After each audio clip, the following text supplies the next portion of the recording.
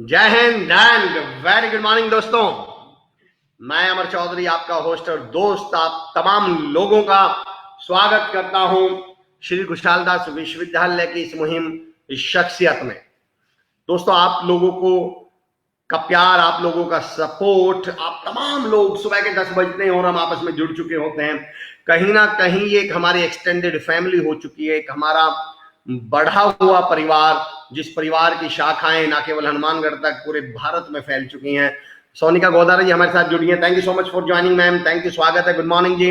नितिन सुथार जी, शुभ सवेरा मेरे नवीन गुरु अमर सर, स्वागत, अभिनंदन। नितिन भाई, आपका प्यार है, वरना हम तो भाई हैं और आपको देख के बड़ी खुशी होती है मुझे। Ramesh Sharma sir, very good morning sir, स्वागत है। Doctor Radheshyam Godara sir, very good morning sir, आपका स्वागत है सर।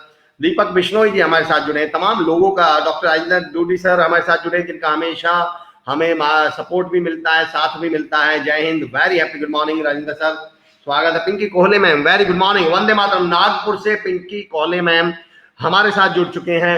दोस्तों, यकीन जानिए कि ये सुबह के जो 10 है ना, इन्होंने मेरी जिंदगी में इतना बड़ा बदलाव ला दिया है। जब मुझे आप लोगों से मिलना होता है, मैं सोचता हूँ कि यार मुझे अगले दिन आप तमाम लोगों से बात करनी है, एक नई शख्सियत को आपसे रूबरू कराना है, तो मुझे ऐसा लगता है कि मेरा कुछ फर्ज बनता है, मेरी कुछ जिम्मेदारी बनती है, थोड़ी मेहनत मैं भी करूं। शिवान, स्वागत है आपका। Bhim Saraswat ji, very good morning. Singer Jimmy Narang sir, very good morning, कैसे हैं सर आप? Kumbharam Bhami sir, good morning sir ji, स्वागत है सर आपका। टाइगर सुनील भाई साहब, राम राम जी, राम राम भाई साहब। सुनील सर, कैसे हैं आप भाई साहब? त्रिलोक मंडल मूर्तिकार सर, स्वागत है सर आपका, बहुत बहुत नमस्कार, बहुत बहुत स्वागत है सर आपका। बहुत जल्दी मैं कोशिश करूंगा आपसे मुलाकात हो सर।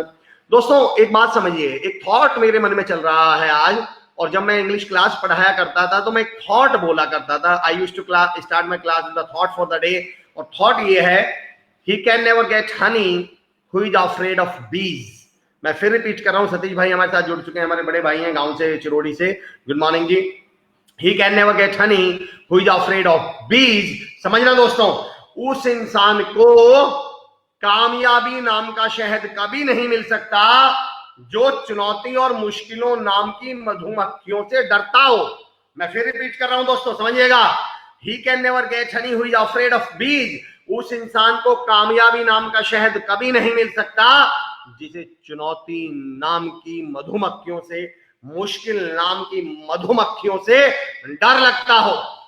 ये 4 लाइन मैं पहले भी पढ़ चुका हूं, मैं फिर रिपीट कर रहा हूं, मेरे ही मन में 4 दिन पहले आई थी। आपको याद होगा, मैंने एक नहीं हर बार मिलेगा, जो भी चाहेगा तुझको यार मिलेगा, एक नहीं हर बार मिलेगा, बैठ किनारे सिर्फ रेत मिलेगी, सक्सेस तो दरिया पार मिलेगा। मैं ये शेर इसलिए पढ़ रहा हूं दोस्तों, ये शख्सियत कार्यक्रम उन तमाम जिंदा दिल, मेहनती और हिम्मत वाले लोगों के लिए है जिन्होंने वो मुश्किलों का दरिया तैरने की हिम्मत दिखाई, जिन्होंने उन मुश्किलों की मधुमक्खियों से लड़ने का हौसला दिखाया। और अगर आज उन्हें कामयाबी का शायद मिल भी गया तो फिर आश्चर्य किस बात का। ये वो तमाम लोग हैं जिन्होंने उस दरिया को पार करने की ठानी, और जो इधर बैठ के रह गए उनके हाथों में सिवाय रेत के कुछ नहीं आया। और आज एक ऐसी शख्सियत से मैं आपको रूबरू करा रहा हूं। मुझे खुशी इस बात की है कि उस शख्सियत ने बहुत कम उम्र में, बहुत छोटी उम्र में इस मुश्किल, इस चुनौती के दरिया को पार किया, और ना केवल हनुमानगढ़ का नाम, बल्कि हनुमानगढ़ का नाम राजस्थान में, तमाम पूरे हिंदुस्तान में हमारा नाम रोशन किया, हनुमानगढ़ का नाम रोशन किया।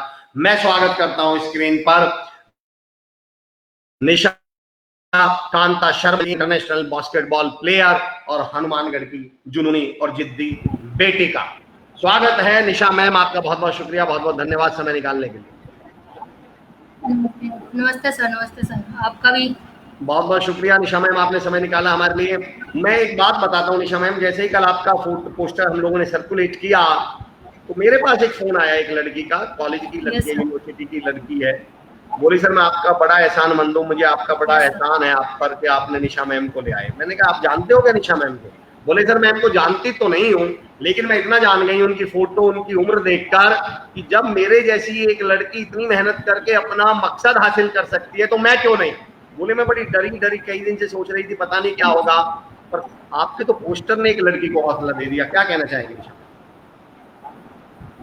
सर क्या कहना चाहूँगी, यही अच्छी बात है कि उनको लगा कि मैं कुछ किया है मैंने अच्छा, तो वो भी करना चाह रहे थे, किसी वजह से नहीं कर पाए, इसलिए उनको अच्छा लगा कि वो नहीं कर पाए वो मैंने किया है।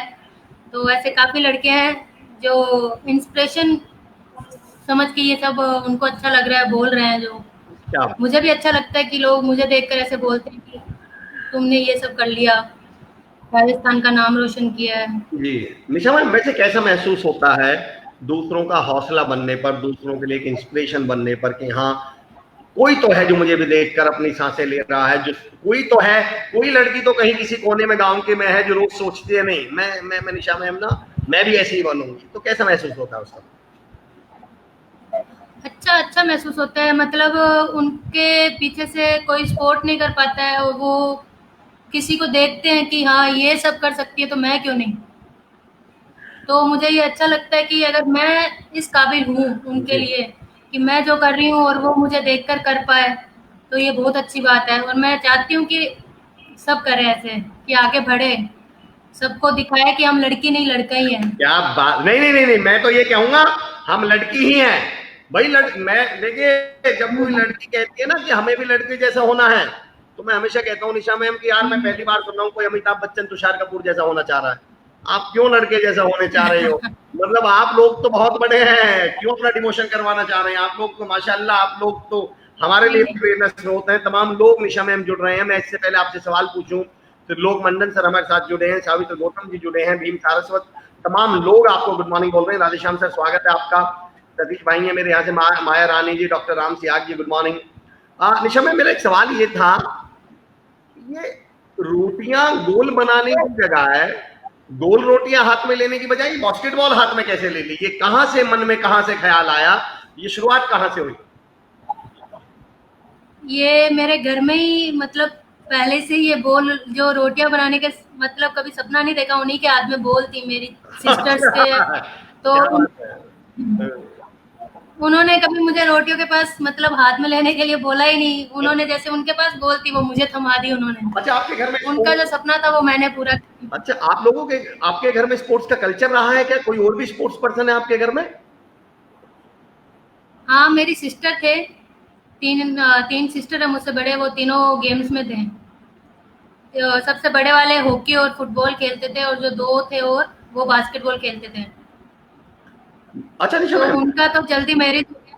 अच्छा अच्छा, ओके ओके, जी जी, कंटिन्यू कंटिन्यू। तो छोटी उम्र में उनकी जल्दी शादी हो गई, बट उन्होंने मुझे खूब सपोर्ट किया कि जो हम नहीं कर पाए वो तू कर।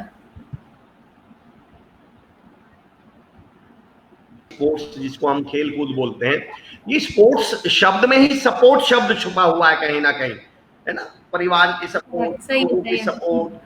कौन लोग रहे निशा मैम जिनकी सपोर्ट आपको मिली, और जिनको आप कहना चाहते हैं कि अगर ऐसी सपोर्ट सबको मिल जाए तो शायद हर बच्चा कुछ ना कुछ कर जाए, हर लड़की निशा बन जाए, हर लड़की मंजू गोदारा बन जाए, हर लड़की मतलब कहीं ना कहीं हासिल करे अपने सपनों को? सबसे ज्यादा तो श्रेय मैं अपने कोच को ही देना चाहूंगी, विकास अग्रवाल सर को। विशाल अग्रवाल सर? और उनसे थोड़े, हाँ, ओके, विकास अग्रवाल सर। विकास अग्रवाल सर जी। उनसे थोड़ा श्रेय मैं मेरे फैमिली और माता पिता को देना चाहूंगी क्या? कि उन्होंने मुझे पूरा ही उनको मतलब छोड़ दिया, उनके लिए समर्पित कर दिया कि जी, जो वो कहेंगे वही तुझे करना है। क्या बात है। और उन्होंने मुझे इस काबिल बना दिया कि आज मुझे किसी चीज की कमी नहीं है। मैं मैं दोस्तों अपने अगर, खुद के लिए सब कुछ कर सकती हूँ। जी जी, मैं जब कल निशा मैम से बात कर रहा था दोस्तों, आपको एक बात बता दूं, विकास अग्रवाल सर जिनका जिक्र कर रहे हैं निशा मैम, उनका लकड़ी का व्यापार है निशा मैम, शायद, है ना? हाँ जी हाँ मैं जी। विकास अग्रवाल सर, अगर मुझे सुन पा रहे हो, नहीं भी सुन पा रहे हो, मेरा वीडियो अगर वो कभी देखें तो मैं उन्हें खड़ा होकर सैल्यूट इसलिए भी करता हूँ। मुझे जो निशा मैम ने बताया कि उनके मन में एक कसक है, उनके मन में एक पीस है कि मेरे क्षेत्र के बच्चे, मेरे टाउन के बच्चे, हनुमानगढ़ के बच्चे और लड़कियां खासतौर से, जिनको सपोर्ट नहीं मिलती, जिनको लोगों का मतलब उतनी फैसिलिटीज नहीं मिलती, वो अपने व्यस्त कार्यक्रम में से बिजनेसमैन होने के बावजूद ऐसे लोगों को सपोर्ट करते हैं, आगे बढ़ाने का काम करते हैं। कई बात तो निशा मैम शायद आप बता रहे थे, वो आपको लेके भी जाते थे, प्ले ग्राउंड तक लेके जाते थे, आपका एडमिशन भी हाँ जी, किसी हाँ स्कूल में कराया, तो थोड़ा जिक्र करिए। जी। मेरा जो गेम स्टार्ट हुआ था, मेरे घर से गवर्नमेंट स्कूल में मुझे बास्केटबॉल का कोर्ट दिखता था जी और मुझे मेरी दीदी वहाँ लेकर जाते थे। तो थोड़ा वैसे ही बॉल लेके जैसे बच्चे खेलते हैं वैसे मैं खेलती थी।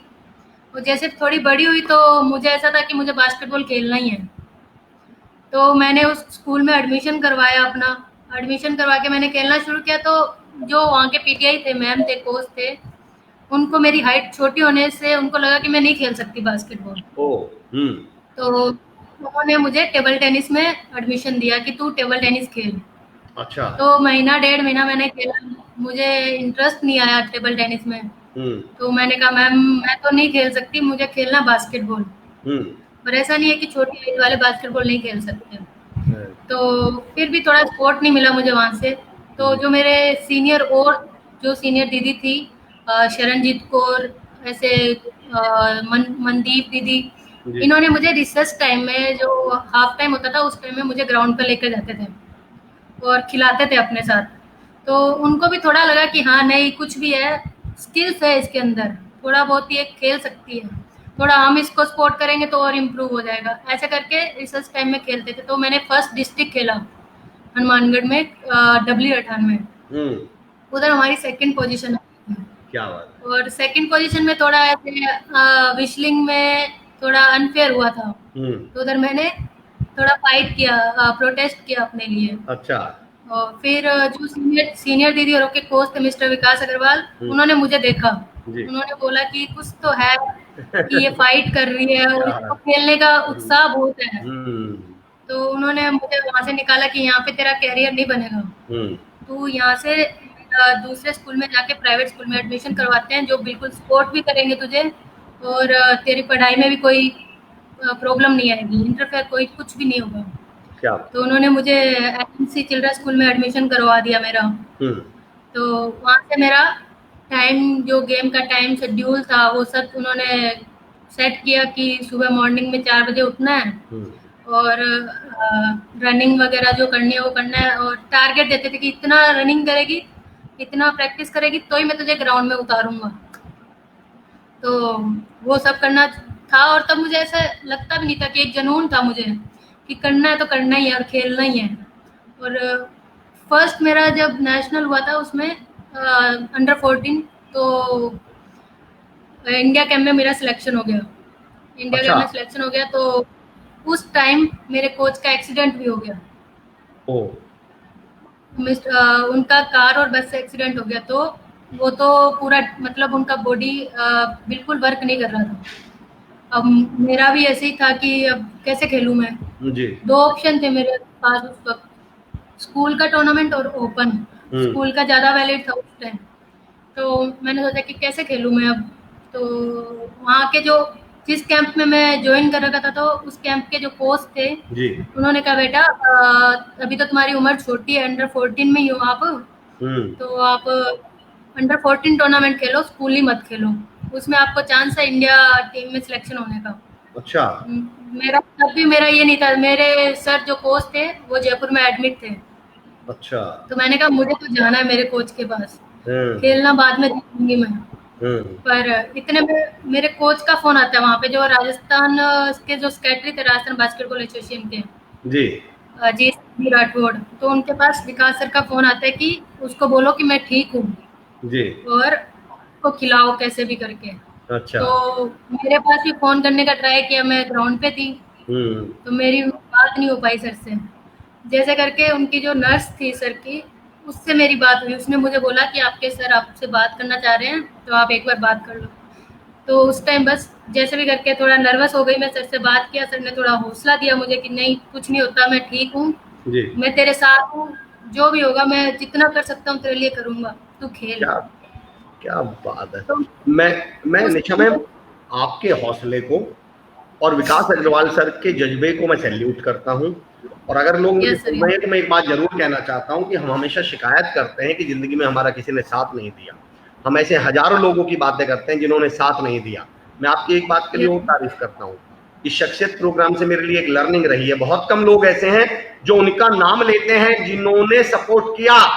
हम अपने आप को बड़ा बनाने के चक्कर में ना उनके नाम ज्यादा लेते हैं कि उसने मदद नहीं की, उसने मदद नहीं की, लेकिन मैंने ये कर दिया, मैंने वो कर दिया। तमाम लोग आपको सपोर्ट करने के लिए बैठे हैं। विकास अग्रवाल सर को मैं सैल्यूट करता हूँ। एक आपने छोटी हाइट की बात करी थी निशा मैम, आपके लिए मैं एक लाइन बोल देता हूँ। मैं एक अपने सेशन में एक एग्जाम्पल दिया करता हूँ। एक बार चिड़िया के बच्चों ने ना चिड़िया से पूछा कि माँ ये आकाश कितना बड़ा है। उन्हें लग रहा था आकाश तो बहुत बड़ा है। तो चिड़िया बोली बेटा सो जाओ, ये तुम्हारे पंखों से तो छोटा ही है। ये आकाश कितना भी बड़ा हो जाए तो मैं हमेशा निशा मैम एक बात मानता हूँ कि मुश्किलों और चुनौतियों का आकाश दोस्तों कितना भी बड़ा हो, और ये हमारे हौसलों के परों की जद में होता है। हौसलों के परों से छोटा ही रहेगा हमेशा। और निशा मैम मैं आपको सैल्यूट करता हूँ आपके हौसले की जुनून के लिए। कुछ लोग जुड़े हैं मैम, निशा मैम आप तक मैसेज देना चाह रहे हैं तो मैं चाहता हूँ कि मैं राणा गोदारा साहब गुड मॉर्निंग बोल रहे हैं आपको, स्वागत है आपका। Engineer Sandeep Chaudhary ji good morning. Anil धारनिया Bishnoi साहब स्वागत है आपका, thank you so much sir, good morning joining. Doctor Radheshyam Godara sir मैं बिल्कुल आपको अभी नंबर देता हूं सर अपना। Husanpreet Dhillon sahab good morning sir ji, स्वागत है आपका। राणा गोदारा जी स्वागत है। करण कुमार जी सुप्रभात। करण सहारन जी सुप्रभात। आइए समर्थ शंकर जी, निशा गॉड ब्लेस यू, आपको आशीर्वाद दे रहे हैं जी। रहमत पुनिया जी गुड मॉर्निंग निशा मैम स्वागत है। बाबूलाल शर्मा जी, त्रिलोक मंडन मूर्तिकार जी बोल रहे हैं निशा जी आप नारी शक्ति हैं, आप महान हैं। अरे वाह क्या बात है। रामपाल भारद्वाज, अच्छा कल मदर्स डे भी गया है निशा मैम। ये नारी शक्ति पे जब कोई दिन होता है, पर्टिकुलर दिन होता है, तो हमारा पूरा हिंदुस्तान और हम सब लोग बड़ा मतलब स्वागत करते हैं, सम्मान करते हैं। बाकी दिनों में क्या होता है आप लोगों के साथ, मैं जानना चाहता हूँ कि बाकी दिनों में भी सम्मान रिस्पेक्ट स्वागत किया जाता है कुछ? बाकी दिनों में क्या है, कुछ चुनौतियां का सामना करना पड़ता है? सर अगर देखें तो जैसे कल मदर्स डे था तो मदर्स डे पे ज्यादा बच्चे लोग मदर्स डे का वो दिखाते हैं कि हाँ हम कितना प्यार है हमारे प्रति। पर सबसे ज्यादा जो माँ है वो सब कुछ हैंडल करती है बच्चों के लिए, चाहे बच्चा उनके लिए कितना भी उनसे झगड़ा कर ले, उनका कहना नहीं माने। मुझे ही ले लो कि मैं भी अपनी मम्मी का मतलब बहुत प्यार करती हूँ, ऐसा नहीं है, बट उनकी बात भी कम सुनती हूँ। तो जितना कह सकती हूँ, जैसे कल मदर्स डे के दिन जितना होता है उतना मुझे नहीं लगता कि हर डे होता है, बट सब करते बहुत है उनके लिए, माताओं के लिए। जब माँ ही नहीं होंगे तो बच्चे कहाँ से कुछ कर पाएंगे।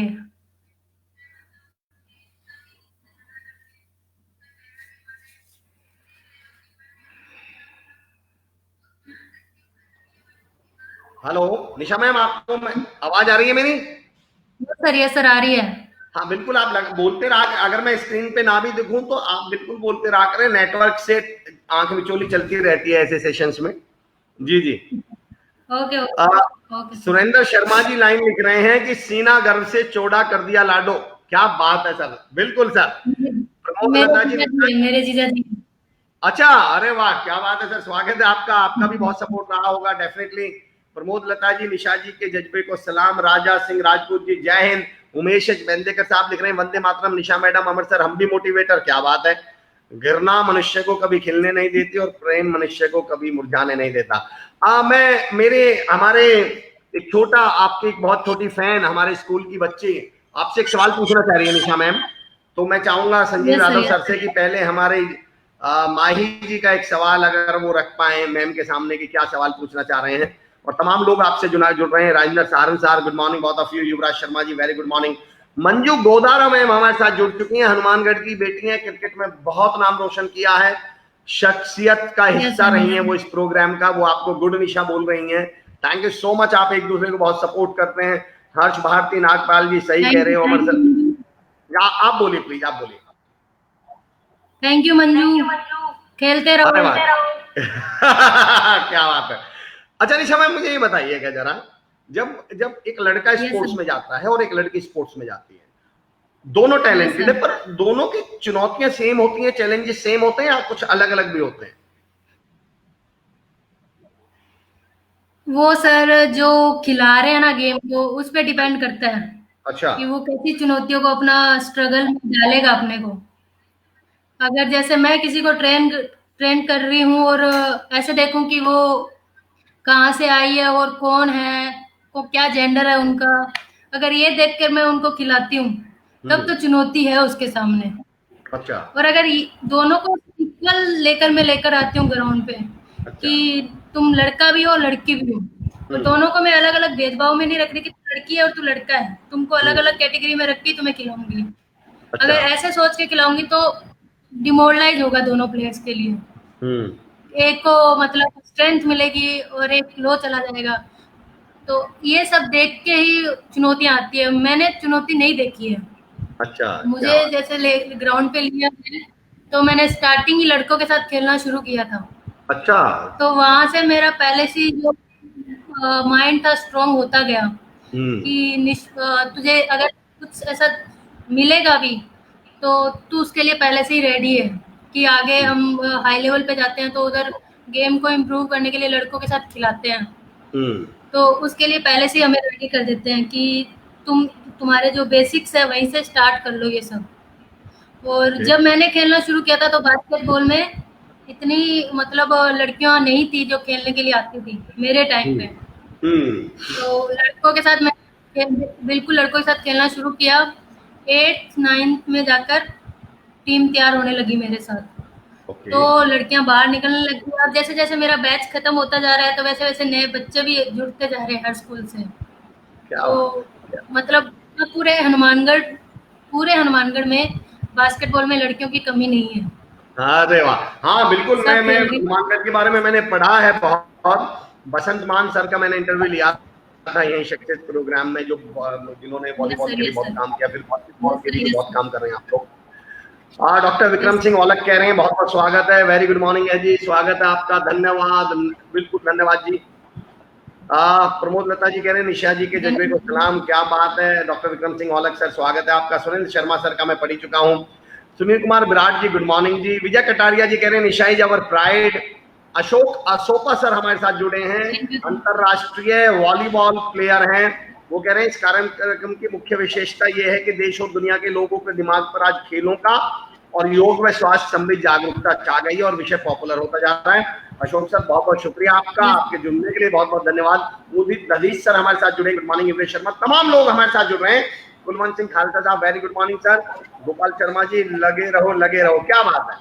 जिस प्रकार चाणक्य ने चंद्रगुप्त को तैयार किया ठीक उसी तरह विकास जी सर ने निशा को तैयार किया। सैल्यूट विकास सर को। निशा मैम, मेरा एक अब यहाँ मैं एक सवाल पूछना चाह रहा हूँ। I want to ask you a question. एक स्पोर्ट्स पर्सन, एक खिलाड़ी में, चाहे वो लड़का हो लड़की की बात नहीं चल रही, स्पोर्ट्स पर्सन की बात चल रही है, वो क्या गुण होते हैं, वो क्या विशेषताएं होती हैं जो किसी एक व्यक्ति को खिलाड़ी बनाती हैं? मतलब अगर आप खिलाड़ी हो तो भाई ये 2-4 गुण तो होने ही चाहिए। गेम से अलग बात कर रहा हूं मैं। गेम तो जाहिर सी बात, भाई देखिए आप कह रहे हैं मैं बास्केटबॉल प्लेयर हूं तो जाहिर सी बात है वो तो आता ही होगा। क्रिकेट प्लेयर हूं तो क्रिकेट तो आएगा ही। वो गुण कौन से? मैं गुणों की बात कर रहा हूँ, टैलेंट की नहीं, गुणों की। गुणों सर, जब बच्चे छोटे होते हैं, जब मिट्टी में खेलते हैं जी, तो उनके अंदर अपने आप आ जाता है सब कुछ की भागना दौड़ना, उनकी जो एक्टिविटी होती है उसको देख के उनके बॉडी पिक्चर से भी पता लग जाता है कि ये एक्टिव प्लेयर है, खेल सकता है ये। तो मतलब हजारों प्लेयर रहते हैं, उनमें से 10 या 15 ऐसे प्लेयर होते हैं जो हाई लेवल पे जाते हैं और इंडिया को रिप्रेजेंट कर पाते हैं। तो उनके अंदर ऐसी कुछ खूबियां देखी जाती है कि ये प्लेयर आगे के लिए काम आ सकता है। खेलना सब चाहते हैं। जैसे 100 प्लेयर आते हैं तो 100 में से 90 प्लेयर समझ लो कि अपनी मनोरंजन के लिए ग्राउंड पे आते हैं। अच्छा, ये कितना मैम सुनिए इस बात को, ये बहुत महत्वपूर्ण बात कर रहे हैं निशा मैम, बिल्कुल सही कह। आप बताइए जरा निशा मैम, फिर से रिपीट कीजिएगा। उनके मनोरंजन से वो 10 प्लेयर है जो उनका लेवल हाई भी हो जाता है कि वो अपने मनोरंजन के लिए कैसे भी स्किल्स को अपनाते हैं और उनके अंदर वो 10 प्लेयर अपनी एक्टिविटी, अपनी स्किल्स, ड्रिल्स को यूज करते हैं कि कैसे भी करके हम इनको बीट करके अपना लेवल इंप्रूव करें। तो जो मनोरंजन करने आते हैं उनका भी बहुत सपोर्ट होता है कि हाँ तुम जैसा मर्जी खेलो, हम अपनी स्किल से तुम्हें बीट भी करेंगे। अच्छा, तो सबसे बड़ी यही बात है, खिलाड़ी का चयन उसी में ही होता है जो 100 का खेलना होता है ग्राउंड के अंदर। 100 प्लेयर जो आते हैं उनमें से जो 10 प्लेयर निकलते हैं वो ही खिलाड़ी दिखते हैं। यहाँ आपने 2 बड़े मैसेज दिए हैं कि 100 में से 90 तो मनोरंजन के लिए आते हैं। तो यहाँ 2 ध्यान रखें, बाकी 10 लोगों से बाकी 10 लोगों से मैं ये कहना चाह रहा हूं कि कृपया उन 90 को देख के ये खुश ना हो कि हमारा तो नंबर आ जाएगा। वो 90 तो आए मनोरंजन के लिए हैं, कॉम्पिटिशन तो बाकी के 10 से है जिन्हें आपने देखा भी नहीं है, जो दिन रात पसीना बहा रहे हैं। तो कृपया मेहनत बढ़ाए रखें। कुंभा राम धामी साहब कह रहे हैं ग्रेट सिस्टर, क्या बात है। विजय कटारिया जी कह रहे हैं gender diversity curse for society so we support equal boy and girl. क्या बात कही आपने सर। युवराज शर्मा कह रहे हैं हनुमानगढ़ खेल के क्षेत्र में अग्रणी है। रॉकी बिश्नोई कह रहे हैं गुड मॉर्निंग निशा जी और अमर सर, स्वागत है आपका सर। सुरेंद्र शर्मा जी कह रहे हैं अभी और आगे बढ़ना है, रुकना नहीं, थकना नहीं। बड़ी अच्छी लाइन मुझे लगी सुरेंद्र शर्मा जी की, अपनी जमीन से जुड़े रहकर आसमां को छूना है।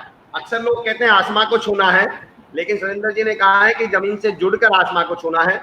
संजीव यादव जी, हमारे माही जुनेजा का एक सवाल है, अगर आप उनका सवाल स्क्रीन पे ला सकते हैं, उनका वीडियो स्क्रीन पे ला सकते हैं। निशा मैम, आपके लिए एक सवाल उन्होंने भेजा है, अगर आप संजीव यादव जी ला सकते हैं तो कृपया लाएं। तब तक मैं आप नेहा यादव मैम, आज कल मेरी रोज बास्केट।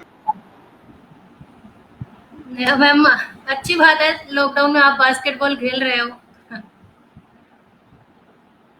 निशा मैम, आपके लिए एक गुड डे डिफेंस स्कूल के एक स्टूडेंट, हमारी छोटी बच्ची का एक सवाल है आपके लिए, आप इस सवाल को सुनिएगा। I'm Mahi Juneja from Rajasthan Hanumangarh, and as we all know that you belongs to sports, so I want to ask that ma'am कि गर्ल्स को क्या ज़्यादा प्रॉब्लम्स फेस करनी पड़ती हैं स्पोर्ट्स के अंदर या स्पोर्ट्स से related as comparing to boys? क्या ज़्यादा प्रॉब्लम्स फेस करनी पड़ती हैं स्पोर्ट्स के? देखिए, एक छोटी सी लड़की को 12-14 साल की बच्ची के मन में भी कहीं ना कहीं ये भावना है कि लड़कियों को ज्यादा चुनौतियों का सामना करना पड़ता है। तो ये क्या है निशा मैम, क्या है, मतलब आप बताइए जरा, किस तरह की समस्याएं आती हैं? जो अपना बैकग्राउंड है महिलाओं का, गर्ल्स का, लोग उनको मतलब उनकी छोटी सोच को लेकर ही समझ लो कि सबसे ज्यादा क्रिएट भी लेडीज ही लोग करती है। ऐसा नहीं है कि नहीं करती, जेंट्स लोग इतना नहीं करते मुझे जितना लगता है। वो जहाँ पर एक समूह बनता है, मतलब लेडीज लोगों का, जो पड़ोस के लोग होते हैं वो ज्यादा इनको क्रिएट करते हैं। और अगर उनके पेरेंट्स उनको सपोर्ट कर रहे हैं, बच्चों को, लड़कियों को, कि वो जो घर के आसपास की जो लेडीज लोग हैं वो उसकी बातें उस बच्ची तक नहीं पहुंचने दें। उनके माँ बाप का सबसे बड़ा इसमें रोल होता है कि माँ बाप का सबसे बड़ा रोल होता है कि मेरी जो बच्ची खेल रही है उसके पास वो सब बातें नहीं पहुंचे, जो भी गलत बातें हो रही है उस बच्ची के प्रति वो सब अपने अंदर ही रखे उनके माँ बाप। मेरे लिए भी बहुत ऐसी बातें हुई है, नेगेटिव, बट मेरे माँ बाप ने इतना मुझे सपोर्ट किया है कि तू खेल, दुनिया चाहे कुछ भी कहे, जब तू कुछ करके दिखाएगी ना तब सब दुनिया तेरे लिए वाह वाह करेगी। क्या बात तो ऐसे भी जैसे ही हम हनुमानगढ़ में टूर्नामेंट होते थे, हम विनर रहते थे, तो पूरी पब्लिक आती थी, जो भी हमारे अगेंस्ट होती थी ना वो भी देखने के लिए आती थी और वो चेयर अप करती थी हमें। तब हमें ये होता था कि हाँ कुछ करके दिखाया है हमने, जो नेगेटिव बोलते थे वो पॉजिटिव में आ गया सब कुछ। क्या बात है, क्या बात है मैम। नेहा यादव मैम कह रही हैं, जो अभी मैं बता दूं, Neha Yadav ma'am she is the part of skating, और हमारी भाभी जी हैं, वो कह रही हैं I am also a basketball player. ये नेहा आप निशा जी को जरूर बताएं। और मैं बता दूं, अब तो वो बहुत सीनियर हैं, बहुत जबरदस्त स्पोर्ट्स पर्सन है और खेल के प्रति जुनून है नेहा मैम को, मतलब नेहा यादव मैम का बहुत ज्यादा जुनून है। आप एक बात कह रहे थे पेरेंट्स के लिए, बड़ी बात आपने कही है। मैं ये बात कह दूं आप लोगों से कि सारे पेरेंट्स अगर सुन रहे हो, तमाम जो पेरेंट्स सुन रहे हैं, कि आपका बच्चा मोबाइल की तरह है, जो निशा मैम कहना चाह रही हैं, और आप उस मोबाइल के कवर हैं, जो उसे डस्ट से बचाएंगे, जो उसे गंदगी से बचाएंगे, जो उसे नकारात्मकता से, धूप से बचाएंगे। मेरी दरख्वास्त ये, धूप भी रहेगी, गंदगी भी रहेगी, आप अपने बच्चों के कवर बन जाइए। अफसोस इस बात का होता है, पड़ोसी एक बात बोलते हैं, माँ बाप 4 बात घर वाले बच्चे को बोल देते हैं। आपका वो पड़ोसी का बच्चा नहीं है, आपका बच्चा है, तो कृपया करके उसका सपोर्ट बनिए, उसका हौसला बनिए। मैंने कभी भी कहा था किसी का डर नहीं। और जितने लोग मुझे सुन रहे हैं उनसे मेरी एक रिक्वेस्ट है, वो व्यक्ति कभी मत बनिए जिसे देखकर किसी को डर लगता हो कि ये क्या कहेगा। वो व्यक्ति बनिए जिसे देखकर किसी को हौसला मिलता हो कि कोई बात भी हो गई तो ये तो ऐसा कहेंगे, ये तो सपोर्ट करेंगे। बहुत बहुत बढ़िया Nisha ma'am. Lakhwinder Sharma ji good morning. Amar sir ji good morning. Nisha ma'am. Madan Kumar ji you are great Nisha ji, क्या बात है। सावित्र गौतम कह रहे हैं, सवित्र गौतम, घनी काली रात में ही चमकते नभ पर सितारे हैं, वही जो जीवन यशस्वी जो कभी हिम्मत ना हारे। क्या बात है। आजकल मैं रोज, क्या बात है। हम युवराज शर्मा, शांता निशा जी, बलदेव कुमार सेवता जी, संघर्ष थकाता है पर हमें संवारता भी है। घसीटा सिंह सर कह रहे हैं, जरूरी नहीं चिराग ही घर को रोशन करें, बेटियां भी घर को रोशन करती हैं। क्या बात है। देखिए आप देख रहे हैं निशा मैम, कितने लोगों का हौसला है, कितनों को हिम्मत मिलती है। मैं हमेशा एक बात कहता हूँ कि जब आप अपने लिए कुछ कर रहे होते हैं, अपने लिए नहीं पूरी सोसाइटी के लिए आपने कुछ किया है। पवन बेनीवाल हमसे जुड़ चुके हैं, Gopal Sharma ji, you are great, Nisha ji, Satyanarayan Ram ji, good morning जी, स्वागत है, क्या बात है। Aishwarya Sharma ji, well said Nisha ma'am, totally agree with you, you are our pride, क्या बात है। संदीप मान, थैंक यू ऐश्वर्या। अच्छा, Gurpreet Seera ji, good morning sir, Rahul Madan, तमाम विजय, तमाम लोग आपसे जुड़े हैं। कोई लास्ट मैसेज निशा मैम आप हमारे यूथ को, हमारे उन बच्चों को जो खासतौर से स्पोर्ट्स में अपना करियर बनाना चाहते हैं, उनको कोई मैसेज देना चाहते हैं आप? जो गेम्स में अपना करियर बनाना चाहते हैं वो पढ़ाई भी करे अपनी, ऐसा नहीं है कि बिना पढ़ाई के तुम आगे बढ़ जाओगे। बस ठीक है कि पढ़ाई को तुम 50% दो, अपना 100% तुम गेम को दो। तो और जो स्कूल्स का स्टाफ है, कॉलेज का स्टाफ है, उनकी भी अहमियत बहुत ज़्यादा रहती है। अगर वो उनको अपने बच्चे को गेम फील्ड में आगे बढ़ाना चाहते हैं, अपने स्टूडेंट्स को, तो उनको थोड़ा बहुत फ्रीडम दे कि तुम खेलो और तुम्हें एक्स्ट्रा क्लासेस देके हम पढ़ाएंगे। तो इन सब चीज़ों से प्लेयर्स का करियर अच्छा बन सकता है स्पोर्ट्स में। अगर स्कूल का भी स्पोर्ट रहेगा, जैसे मेरे लिए जहाँ भी मैं पढ़ी हूँ, व्यापार मंडल स्कूल में पढ़ी हूँ, कॉलेज में पढ़ी हूँ, तो जितने भी वहाँ के स्टाफ है, मैनेजमेंट है, उन्होंने मुझे खूब सपोर्ट किया है। उन्होंने कभी मुझे ऐसे स्टडी को लेके कभी इतना प्रेशर नहीं डाला कि तुम्हें ये करना है तो करना ही है। बस गेम के लिए उन्होंने मुझे बोला है कि तुम सब अपने गेम्स में दे दो अपना जितना दे सकते हो। पढ़ाई के लिए हम तुम्हारे साथ हैं, तुम्हें जो पूछना है, पढ़ना है, तुम्हारे लिए एक्स्ट्रा टाइम हम निकाल सकते हैं। तो उनकी ये सब सहायता से मैं काफी आगे तक निकली हूँ। मुझे ऐसा लगता है निशा मैम, आपसे बात करने का मेरा अनुभव ये कहता है कि तमाम लोग हैं जो आपकी सपोर्ट करने के लिए बैठे हुए हैं, बशर्ते कि आप डिजर्व करते हो उस सपोर्ट को। आपने मुझे मेरे एक दोस्त की बात याद दिला दी। मेरे एक दोस्त है, वो हमेशा कहते हैं कि यार हम लोग सुनते हैं कि पैसों के अभाव में आदमी ने पढ़ाई बंद कर दी, लोगों के कहने से, लोगों के दबाव में कि लोग क्या कहेंगे, उसने पढ़ना छोड़ दिया, या बास्केटबॉल छोड़ दी लड़की ने, उसने ये छोड़ दिया। तो मेरे दोस्त एक सवाल हमेशा पूछते हैं कि यार ये लोग औरों के कहने से सिगरेट क्यों नहीं छोड़ देते, ये औरों के कहने से बदतमीजी करनी क्यों नहीं छोड़ देते, सुबह लेट उठना क्यों नहीं छोड़ देते, आलस्य करना नहीं छोड़ देते। ये सारे काम वो छोड़ते हैं जिनमें मेहनत लगती है, और जिनमें मेहनत नहीं लगती, बदतमीजी लगती, तो वो किसी के कहने से नहीं छोड़ते। माँ बाप ने कह लिया पीना छोड़ते ही नहीं, रिश्तेदार कहते हैं सिगरेट छोड़ते ही नहीं, पड़ोसी कहते हैं आवारागर्दी छोड़ दे, छोड़ता ही नहीं कोई, क्योंकि इनमें कुछ कष्ट नहीं करना पड़ता, मेहनत नहीं लगती। तो मुझे तो ऐसा लगता है कि शायद हम छोड़ने के लिए बैठे हैं, सहारा ढूंढते, कोई कहे और हम छोड़े मेहनत के काम को। बिल्कुल, ये बहुत पॉजिटिव मैसेज आपने दिया Nisha ma'am, thank you so much. एक लास्ट मेरा सवाल जो है, तमाम लोग जुड़ भी रहे हैं, संदीप मान साहब, गुरप्रीत सीरा जी, विजय कटारिया जी, आशीष सक्सेना कह रहे हैं good morning sir, nice program, I watch it daily. जादूगर सम्राट शंकर लाइव है, निशा मैम आपको देख रहे हैं, जादूगर सम्राट शंकर, विश्वविख्यात जादूगर सम्राट शंकर आदरणीय लाइव है। निशा जी और शंकर जी का welcome. SKD university Dinesh Juneja sir कह रहे हैं, Vinod Kumar ji, we are proud of you Nisha. Aishwarya Sharma, you are inspiration for whole Rajasthan girls. नहीं ऐश्वर्या मैम, हिंदुस्तान की गर्ल्स के लिए अब इंस्पिरेशन हो चुके हैं। आज इन्हें निशा मैम को मैं बता दूं, नागपुर से लोग देख रहे हैं, आपको लखनऊ से देख रहे हैं, आपको बिहार से लोग इस समय देख रहे हैं, आपको दिल्ली से लोग देख रहे हैं। मुकेश भटनागर सर हमारे साथ जुड़े हुए हैं, राजेश कासवान सर देखिए, good morning Amar ji, sorry for delay because long drive from Sirsa to university, और वो आते ही आपका प्रोग्राम देख रहे हैं। तो तमाम लोग, आपका भविष्य उज्जवल रहे, ऐसा आत्माराम शर्मा जी कह रहे हैं। मदन कुमार जी, आप जैसी शख्सियत ही दूसरी लड़कियों के लिए आगे के रास्ते खोलते हैं, क्या बात है। चौधरी अशोक धारा कह रहे हैं गुड मॉर्निंग एवरीवन।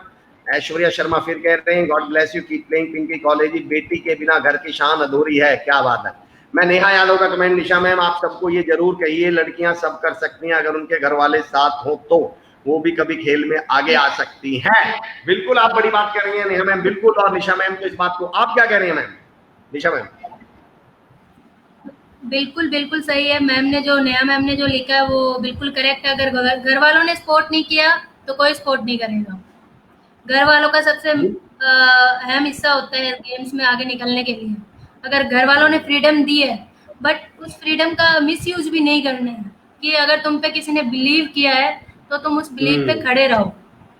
क्या बात है, क्या बात कही है। अगर बिलीव बना कर रखोगे माँ बाप का, तो माँ बाप तुम्हें कभी नहीं रोकेंगे। क्या बात अगर कही थोड़ा है। सा उसका मिस यूज करोगे तो घर पे तो बिठाएंगे ही बिठाएंगे, चाहे वो लड़का हम्म, हो या लड़की हो। और एक बात निशा मैम बिल्कुल बहुत बड़ा मैसेज और भी दे रही हैं, जब आप परिवार की छूट का, परिवार के सपोर्ट का मिसयूज करते हैं, तो केवल आप अपने अंदर रुकावट पैदा नहीं कर रहे, आप और हजार लड़कियों के लिए रुकावट पैदा करते हैं, फिर आप उदाहरण बन जाते हैं, फलाने की लड़की ने भी ऐसा किया, ढिकने के लड़के। तो कृपया करके मेरी आपसे दरख्वास्त है कि मिली हुई फ्रीडम का सदुपयोग करें, जो निशा मैम कह रही है, चाहे आप लड़का हो या लड़की हो। एक बात पेरेंट्स से मैं भी कहना चाह रहा हूँ निशा मैम आपके माध्यम से, कि इन बच्चों को मौके दीजिए, सपोर्ट करिए, चोट खाने दीजिए, गिरने दीजिए। वन ऑफ माय फेवरेट शेर मैं आप लोगों को सुनाता हूँ, मुझे बहुत पसंद है। सारे पेरेंट्स से मेरी ये रिक्वेस्ट है कि हवा के रुख पे छोड़ दे, जलना सीख जाएगा, और बच्चा लड़खड़ाएगा तो चलना सीख जाएगा। इन बच्चों को लड़खड़ाने दीजिए, चोट खाने दीजिए, गिरने दीजिए, और फिर देखिए बच्चे क्या करके दिखाते हैं। संदीप जी मान कल के स्पीकर बिल्कुल। अभी भी लाइव है सर, स्वागत है संदीप मान सर, आपका बहुत बहुत स्वागत है। ललित सेन जी कह रहे हैं वाह क्या बात है अमर सर, मुझे निशा जी का और ये प्रोग्राम बहुत अच्छा लगा, प्रोग्राम देखने के लिए क्या बात है। ऐश्वर्या जी क्या बात है। विशाल कर्मा जी कह रहे हैं इंदौर से भी देख रहे हैं सर, तो आपको इंदौर से भी देख रहे हैं। मैं संजीव यादव सर से मैं पूछ रहा हूँ, आज हमारी मुलाकात दो शख्सियतों से दोस्तों मैं करवाने वाला हूँ। एक शख्सियत हमारे Rajiv Godara sir, BCCI umpire, बहुत जल्दी रूबरू होने वाले हैं हमसे 1 मिनट बाद। आइए दोस्तों, मैं निशा मैम बहुत बहुत शुक्रिया अदा करता हूँ, बहुत बहुत धन्यवाद करता हूँ आपका कि आपने हमारे लिए समय निकाला और इतनी बेहतर बातें हमारे लोगों को बताई, और युवाओं को और खासतौर से लड़कियों को एक प्रेरणा जरूर मिली आपके आने से। बहुत बहुत शुक्रिया ma'am, thank you so much. Thank you sir. Thank you ma'am, thank you, शुक्रिया ma'am, thank you so much. दोस्तों, हमारी आज की जो शख्सियत रही अभी निशा कांता मैम जिनसे हम बात कर रहे थे, वो अपने आप में बहुत युवाओं के लिए एक प्रेरणा स्रोत हैं। अब मैं आपको एक ऐसी शख्सियत से मिलवा रहा हूं जिसने हनुमानगढ़ क्षेत्र को ना केवल एक बीसीसीआई रणजी पैनल एम्पायर दिया, लेकिन वो अपने आप में इंग्लिश लेक्चरर भी हैं। यानी एक ऐसी शख्सियत जो शिक्षा में भी और स्पोर्ट्स में भी युवाओं को ना केवल मार्गदर्शित कर रहे हैं, उनका नेतृत्व भी कर रहे हैं, उन्हें रास्ता भी दिखा रहे हैं, उन्हें मोटिवेट भी कर रहे हैं। और ऐसी शख्सियत श्री राजीव गोदारा जी का मैं स्वागत करता हूं, और मैं चाहता हूं कि हमारे आदरणीय राजीव गोदारा सर को हम स्क्रीन पे देखें। राजीव सर स्वागत है आपका, बहुत बहुत धन्यवाद समय निकालने के लिए, बहुत बहुत शुक्रिया sir. Good morning Amar sir, कैसे हैं? सर मैं बहुत शानदार हूँ, और तमाम लोग आपका इंतजार कर रहे हैं। मैं ही शायद मैं फोटो देख नहीं पाया, तो शायद मैं ही लेट कर गया। आई एक्सपेक्टेड कि आप आने वाले हैं सर, आपका स्वागत है, बहुत बहुत स्वागत है सर। धन्यवाद सर, धन्यवाद बहुत बहुत। सर तमाम लोग हमारे साथ जुड़े हुए हैं, तमाम लोग, राजकुमार जी, भारद्वाज जी, तमाम लोग हमें देख रहे हैं। अब मेरा पहला सवाल तो ये बनता है सर, एजुकेशन और स्पोर्ट्स, ये आपने उत्तरी और दक्षिणी ध्रुव को आपस में कैसे मिला दिया? सच बताऊं तो सर, मैं आपको एक बात बताऊं कि मैं डेस्टिनी में पहले बिलीव नहीं किया करता था जी, लेकिन डेस्टिनी आपको लेके जाती है।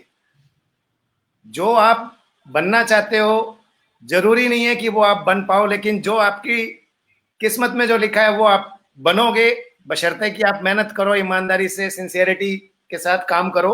जी जी जी। मैं सैनिक स्कूल में था, चित्तौड़गढ़ में पढ़ता था। जी जी। तो जिस तरीके की एजुकेशन हुई, उसके बाद हम डीएवी कॉलेज में चले गए चंडीगढ़। जिस तरीके की एजुकेशन हुई, जो माहौल था, माहौल ये था कि आर्मी में जाना है, आर्मी ऑफिसर बनना है। इसके अलावा हमारे पास दूसरा कोई ऑप्शन ही नहीं था। लोग plan A, plan B, plan C रखते हैं, जी जी जी, जी। कोई प्लान नहीं था। एकमात्र प्लान यही था कि आर्मी में जाना है। क्या बात है। अच्छा, आपको देख के लग भी रहा है कि मैं किसी आर्मी पर्सनल से ही बात कर रहा हूँ। आपकी जो बॉडी लैंग्वेज है, जो आप स्ट्रेट बिल्कुल बैठे हुए हैं, हेयर कट है और चेहरे पे मुस्कान, ये तो कोई हेयर कट तो लॉकडाउन का असर है। अच्छा क्या बात है, ये कटिंग घर पे ही कर ली है। मैं पहले चाहता हूं कि तमाम लोग आपका स्वागत कर रहे हैं, एक बार मैं उन लोगों से जुड़ जाऊं। युवराज शर्मा जी कह रहे हैं नमस्ते सर, राहुल मंदन साहब कह रहे हैं good morning Rajiv sir, Pawan Beniwal ji good morning sir, Pinky college ji welcome Rajiv sir, Romil Kaswara ji super sir, Anand Punia ji welcome Rajiv ji, from Kaurli से शायद हैं। चौधरी अशोक दारा साहब कह रहे हैं हाउ दैट राजीव सर, देखिए आपके अंदाज में आपका स्वागत किया जा रहा है, क्या बात है।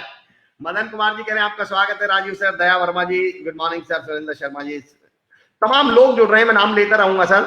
और मैं चाहूंगा अगर कोई सवाल भी पूछना चाहें तो आपका स्वागत है, आप लोग सवाल पूछ सकते हैं राजीव सर से। Dalip Kumar, so proud of you bro, seen your journey and you are an icon. Dalip Kumar साहब कह रहे हैं।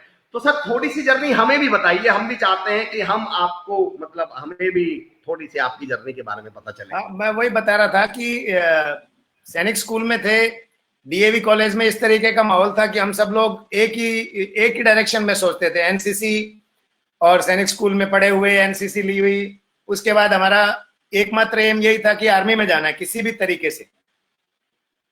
पर कई बार ऐसा होता है ना कि डेस्टिनी कुछ और होती है। मैंने 8 बार सर्विसेज सिलेक्शन बोर्ड फेस किया है, 8 बार, बट सफलता नहीं मिली। और परिवार जो था पूरा एजुकेशन बैकग्राउंड से है, तो एजुकेशन बैकग्राउंड से होने की वजह से कहीं ना कहीं जेनेटिकल मुझे लगता है कि टीचर तो मैं था जी। अच्छा, क्या बात है। राजू सर, एक बात बीच में कहना चाह रहा था, आपने कहा कि 8 बार आपने एसएसबी फेस किया और सफलता नहीं मिली जी। मैं कहता हूं सर, जो एक बार फेल होने के बाद दोबारा फेस कर ले, उससे बड़ा सफल आदमी मैंने दुनिया में ही नहीं माना आज तक किसी को। अभी एक बात और बताऊं मैं आपको जी। आज अगर मुझसे कोई पूछे कि हाउ टू क्लियर एसएसबी, तो शायद जो पहली बार में मेरा दोस्त चला गया, हाँ जी, उससे ज्यादा बेटर मैं बता सकता हूं कि एसएसबी क्लियर कैसे करनी है। बिल्कुल आप बता सकते हैं। और सर मैंने एक बड़ी अच्छी लाइन पढ़ी थी कि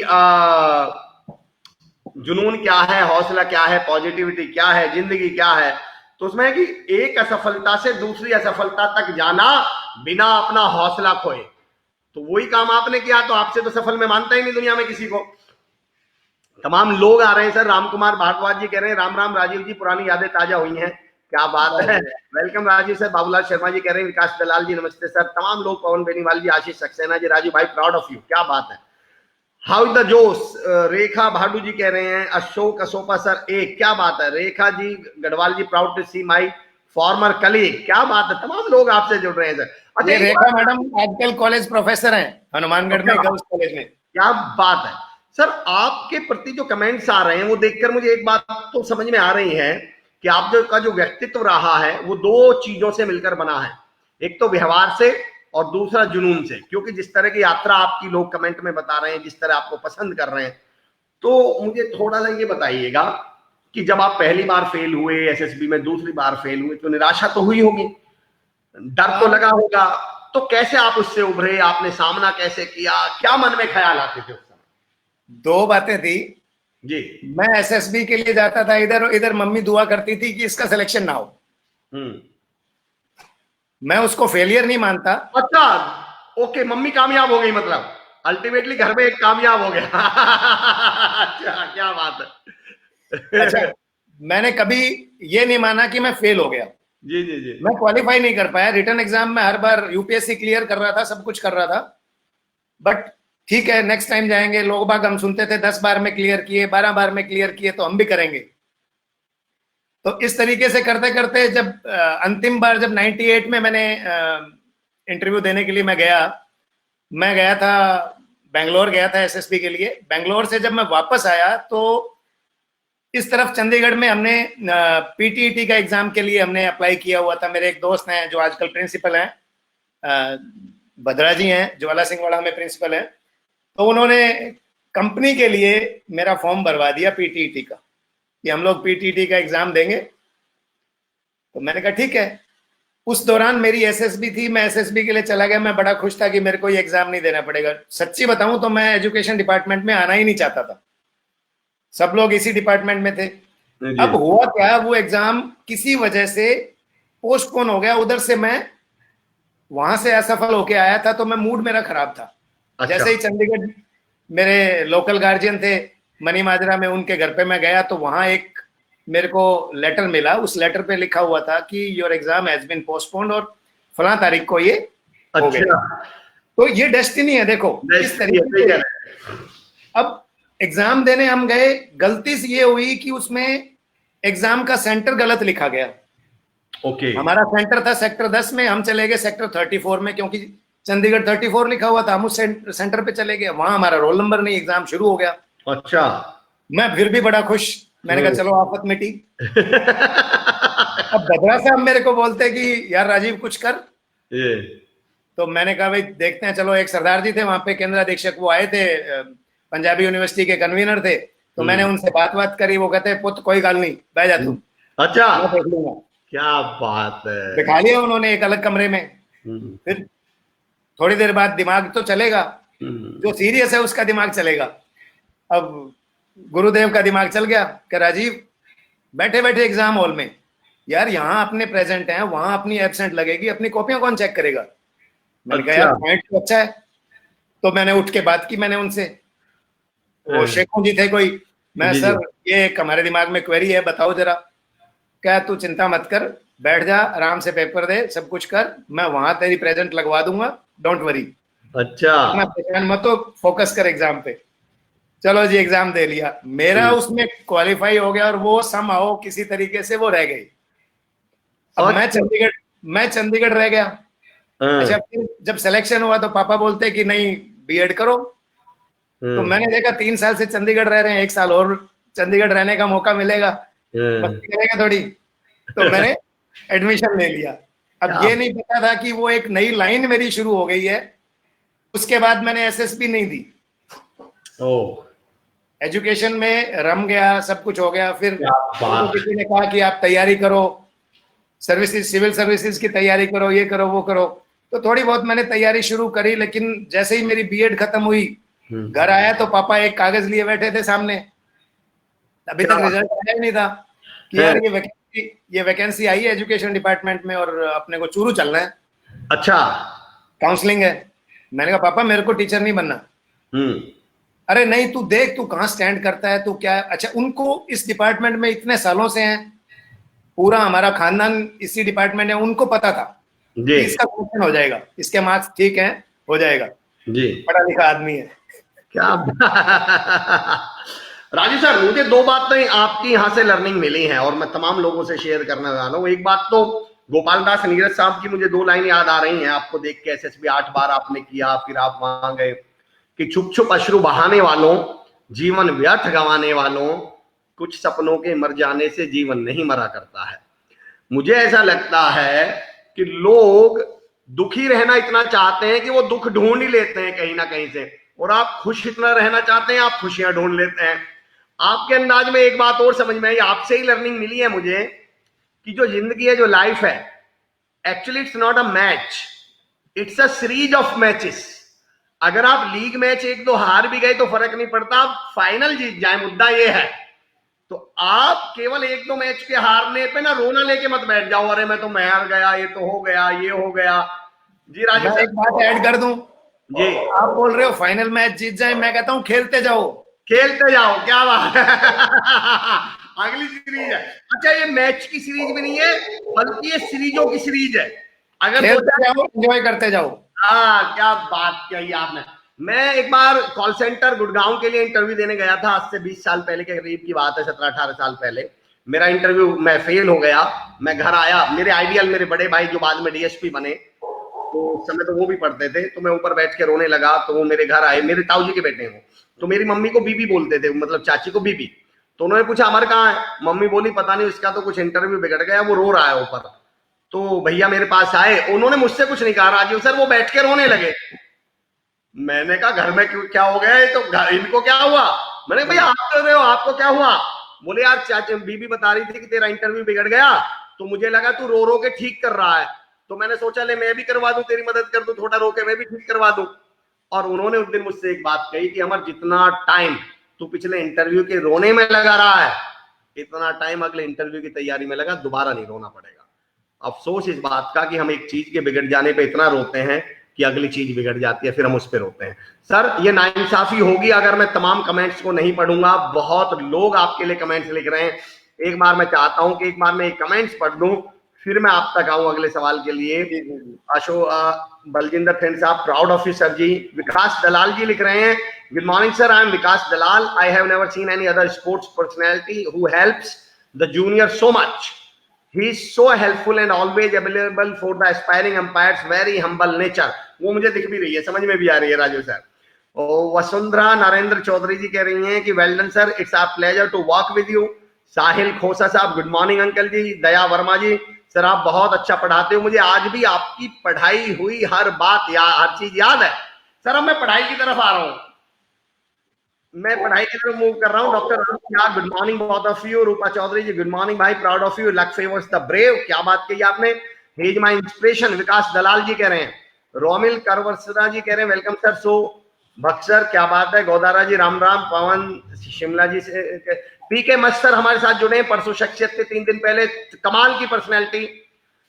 हमारी किस्मत अच्छी थी आप एजुकेशन डिपार्टमेंट में आए और मुझे आपसे पढ़ने का मौका मिला। दया वर्मा जी कह रहे हैं। राजीव सर मेरा एक सवाल। जी सर। इंग्लिश, आप इंग्लिश के लेक्चरर हैं। जी जी। इंग्लिश को लेकर आप क्या क्या कमियां महसूस करते हैं, हमारे बच्चों के क्या चैलेंजेस हैं, क्या चुनौतियां हैं। एजुकेशन सिस्टम को भी मैं यहां चाह रहा हूं आप कॉन्टेक्स्ट में लें।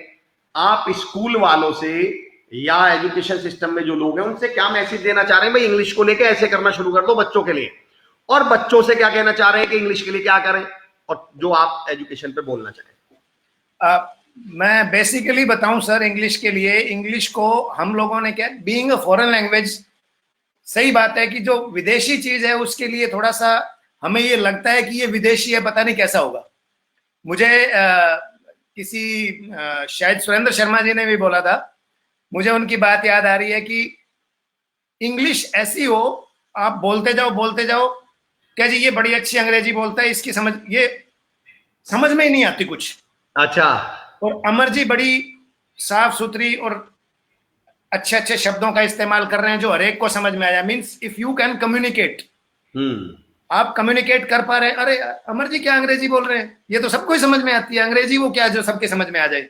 अच्छा। तो हमने होवा ये बना लिया कि अंग्रेजी बहुत मुश्किल है। मैं कहता हूं मैथमेटिक्स और साइंस मुश्किल है। बिल्कुल बिल्कुल आप सही कह रहे हैं। लैंग्वेज मुश्किल नहीं है, बशर्ते कि हम उसको हमारे रूटीन में उसको डालें।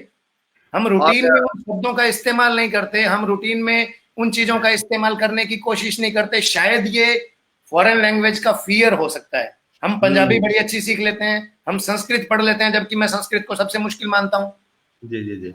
बल्कि आप राजू सर बिल्कुल बात करें, मैं भी इंग्लिश का ट्रेनर रहा हूं, तो मैं भी एक बात यहाँ जरूर ऐड करना चाहता हूं। मैं तो 1 मिनट में कहता हूं कि मैं 1 मिनट में सिद्ध कर दूंगा इंग्लिश सबसे आसान है। आप कोई कोर्स बताओ मैथमेटिक्स का जो 3 महीने का हो, कोई कोर्स बताओ जो जर्मनी का 3 महीने, जर्मन लैंग्वेज सीखने का 3 महीने का हो, फ्रेंच का 3 महीने का हो, स्पेनिश का 3 महीने का हो, संस्कृत का 3। दुनिया में एकमात्र इंग्लिश ऐसे है जिसके 2-2 महीने के कोर्स चल रहे हैं मार्केट में।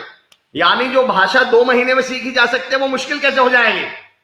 और दूसरी चीज सर मैं एक और बता दूं, हाँ जी, हम इंडियंस की जो ग्रामर है वो किसी भी फॉरेनर से इंग्लिश के मामले में ज्यादा अच्छी है। बिल्कुल है, डेफिनेटली। हमने क्या है, बचपन से ग्रामर पढ़ी, हमने रूल्स पढ़े। साइंस का जो एक सिस्टम है इंडक्टिव डिडक्टिव मेथड, जी जी जी, भी एक मेथड में तो क्या है, आप रूल्स पढ़ते हो, रूल्स पढ़ने के बाद उसको इंप्लीमेंट करते हो, उस रूल्स के हिसाब से आप सेंटेंसेस फ्रेम करते हो। एक रूल ये कहता है कि आप उस सिचुएशन में जाओ, और सिचुएशन में जाने के बाद आप ये बताओ कि ये सिचुएशन यहां इसलिए आई क्योंकि इसका रूल ये है। तो इन दोनों मेथड्स के तरीके से इंग्लिश पढ़ाई जा सकती है। हिंदी मीडियम वालों को कैसे पढ़ाते हैं हम लोग, पहले रूल्स पढ़ाते हैं उसके बाद इंप्लीमेंट कराते हैं। इंग्लिश मीडियम वाले कैसे पढ़ते हैं, जैसे हम लोग पढ़े, हम लोगों ने ये पढ़ा, पहले सेंटेंस पढ़ लिया, पहले स्टोरी पढ़ ली, या पहले जो भी टेक्स्ट था वो पढ़ लिया, उसके बाद हमने उसके रूल्स पढ़े कि अच्छा ये इसलिए हुआ, जी जी, है ना। फिर राजीव की हाइट 6 फुट क्यों हुई, ये इस वजह से हुई, ना कि आप ये खा लो हाइट बढ़ जाएगी, ऐसा नहीं है। राजीव की हाइट इसलिए हुई, राजीव की फिजिक ऐसी इसलिए हुई कि सैनिक स्कूल में पढ़ा। क्या बात है, ये बहुत। और मैं, क्योंकि सर भी बैठे हुए हैं, मैं भी बैठा हुआ, तो एक मैसेज तो मैं तमाम पढ़ाने वालों से भी कहना चाह रहा हूं कि जब कोई बच्चा इंग्लिश बोला करे तो कृपया करके उसे ये मत बताया करो तुमने गलत बोल दिया, ये तो गलत इंग्लिश है। इंग्लिश गलत, लैंग्वेज कभी भी गलत होती नहीं है। लैंग्वेज या तो कम सही होती है, ज्यादा सही होती है, और सही होती है।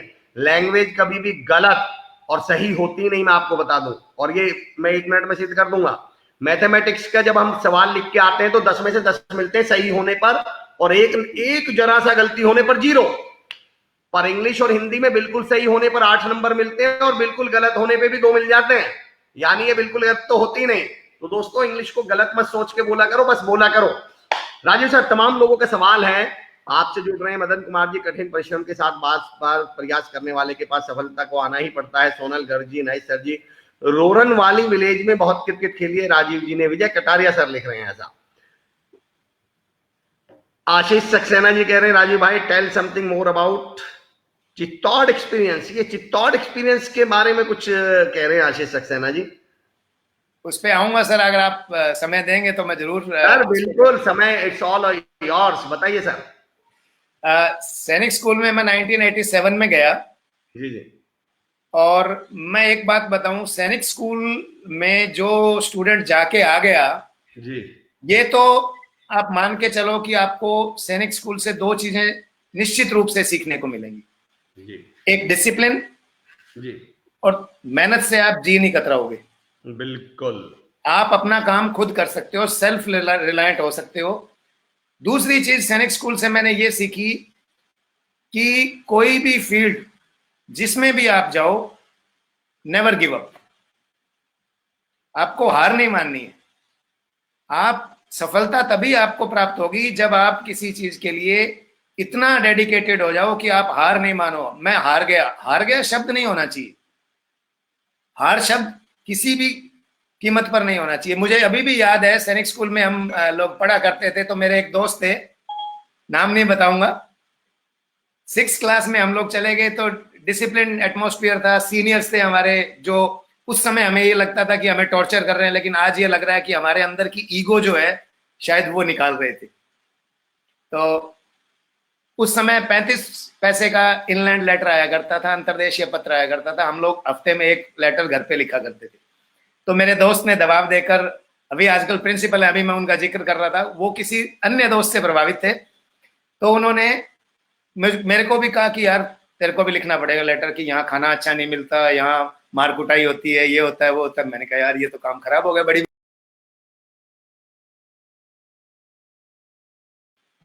तो मैंने भी लिख दिया लेटर में कि उनके सामने बैठ के मेरे से लिखवा दिया। मैंने लिख दिया। अब लिख दिया, जब पोस्ट करने की बारी आई, मैंने कहा भी लेटर मैं पोस्ट करूंगा। धीरे से उस लेटर को साइड में से खोल के उसमें एक जो साइड में जो स्ट्रिप होती है उसमें मैंने एक पट्टी में लिख दिया कि पापा ये मेरे से जानबूझ के लिखवाया गया, दबाव में लिखवाया गया, इसको सीरियसली मत लेना। तो ये बात थी। अमर सर सुन पा रहे हैं?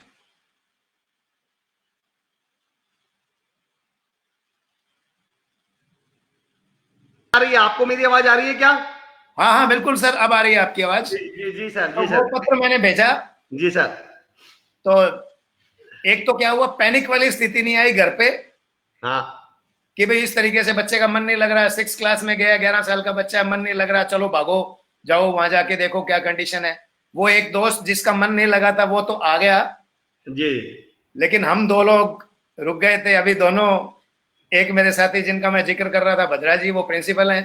क्या बात है, तो क्या बात है वो राजेश क्या साहब। मार खा खा के सैनिक स्कूल में पनिशमेंट, मतलब खाना भी और उसके बाद रगड़ा भी।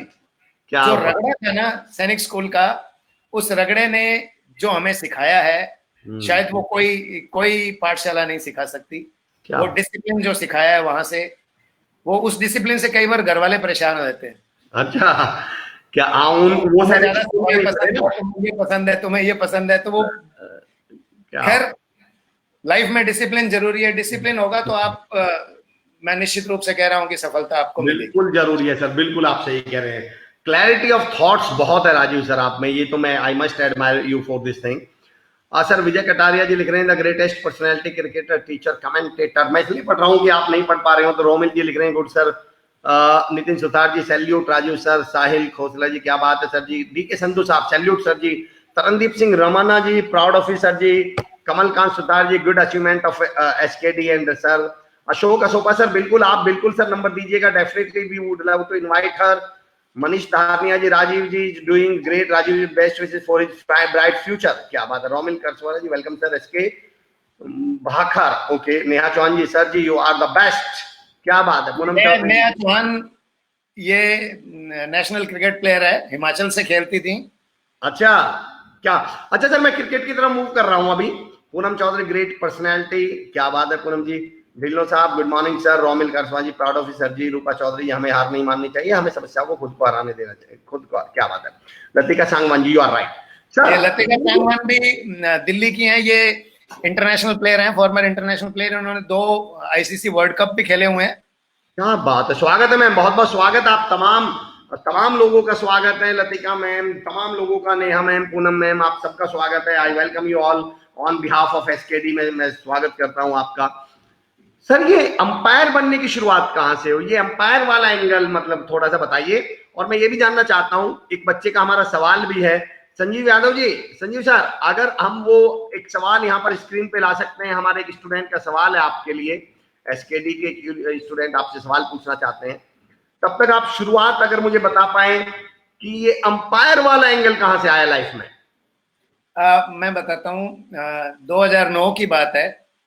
खेलता मैं जरूर था, लेकिन एम्पायर का मेरे मन में कहीं इस तरीके का कोई विचार नहीं था कि मैं एम्पायरिंग करूंगा। 2009 में बीसीसीआई ने पहली बार एक वो शुरू किया था, एम्पायर्स के लिए कोर्स शुरू किया था। उससे पहले भी एग्जाम्स कंडक्ट कराया करते थे जी। लेकिन नए पैटर्न पे 2009 में पहली बार बीसीसीआई ने शुरू किया। तो सेमिनार हुआ जयपुर में, हम लोग बैठे थे यूं ही। तो उस समय की जिला क्रिकेट संघ जो कार्यकारिणी थी, उन लोगों ने, मैं बैठा था ग्राउंड में, मेरे को बोलते कि आपको इस तरीके से कोई सेमिनार है और आपको जाना है। इसमें खास तौर पे मैं 2-3 लोगों का नाम लूंगा, हमारे दिव्य जी कागज, राजीव कपूर, नवेंदु त्यागी जी। इन्होंने मेरे से बोला कि आप उस सेमिनार में जाओ। अच्छा, तब तक मैं बिल्कुल ब्लैंक, जिंदगी में मैंने कभी भी एम्पायरिंग के लॉज नहीं पढ़े हुए थे। एम्पायरिंग का बेसिक्स थोड़ा बहुत मुझे पता था कि ये ऐसे आउट होता है, ये नहीं, लेकिन आपको ये पता है ये गलत है ये सही है, लेकिन लॉज आपको पता होने चाहिए, क्यों गलत है क्यों सही है। हम वहां गए जयपुर में, मैं 2-3 दिन का सेमिनार हुआ। वहां मुलाकात मेरी एसके बंसल सर से हुई, जो फॉर्मर इंटरनेशनल एम्पायर हैं और वो हमारे मेंटर भी हैं। उनसे मुलाकात हुई, बातों बातों में मेरे साथ कम्युनिकेट किया, कुछ इस तरीके से बात हुई। तो बात में चाय का टाइम था, मेरे से पूछते गोदारा एम्पायर बनेगा? मैंने कहा सर बन जाएंगे। तो फिर ढंग से पढ़। मैं जी पढ़ तो ढंगी से रहा हूँ। नहीं, आपका एग्जाम होगा लास्ट डे, और प्रैक्टिकली आप ठीक लग रहे हो मुझे, और एग्जाम होगा इस तरीके से, और थोड़ा सा सीरियस हो जाओ। मैंने कहा ठीक है जी, सीरियस हो जाता हूँ। अच्छा, वो मुझे उस समय नहीं पता था कि मैं क्या बनने वाला हूँ, किस लेवल का एम्पायर बनने वाला हूँ, कहाँ जाने वाला हूँ, मुझे कुछ नहीं पता था। मुझे ये था कि एक वहां नीले रंग की एक टी शर्ट मिली थी, बीसीसीआई का उस पे लोगो था। मैं उस टी शर्ट को पाके बड़ा खुश था। चौथे दिन एग्जाम हुआ। एग्जाम में पास मार्क्स 85 मार्क्स थे। Somehow I scored 85। अच्छा।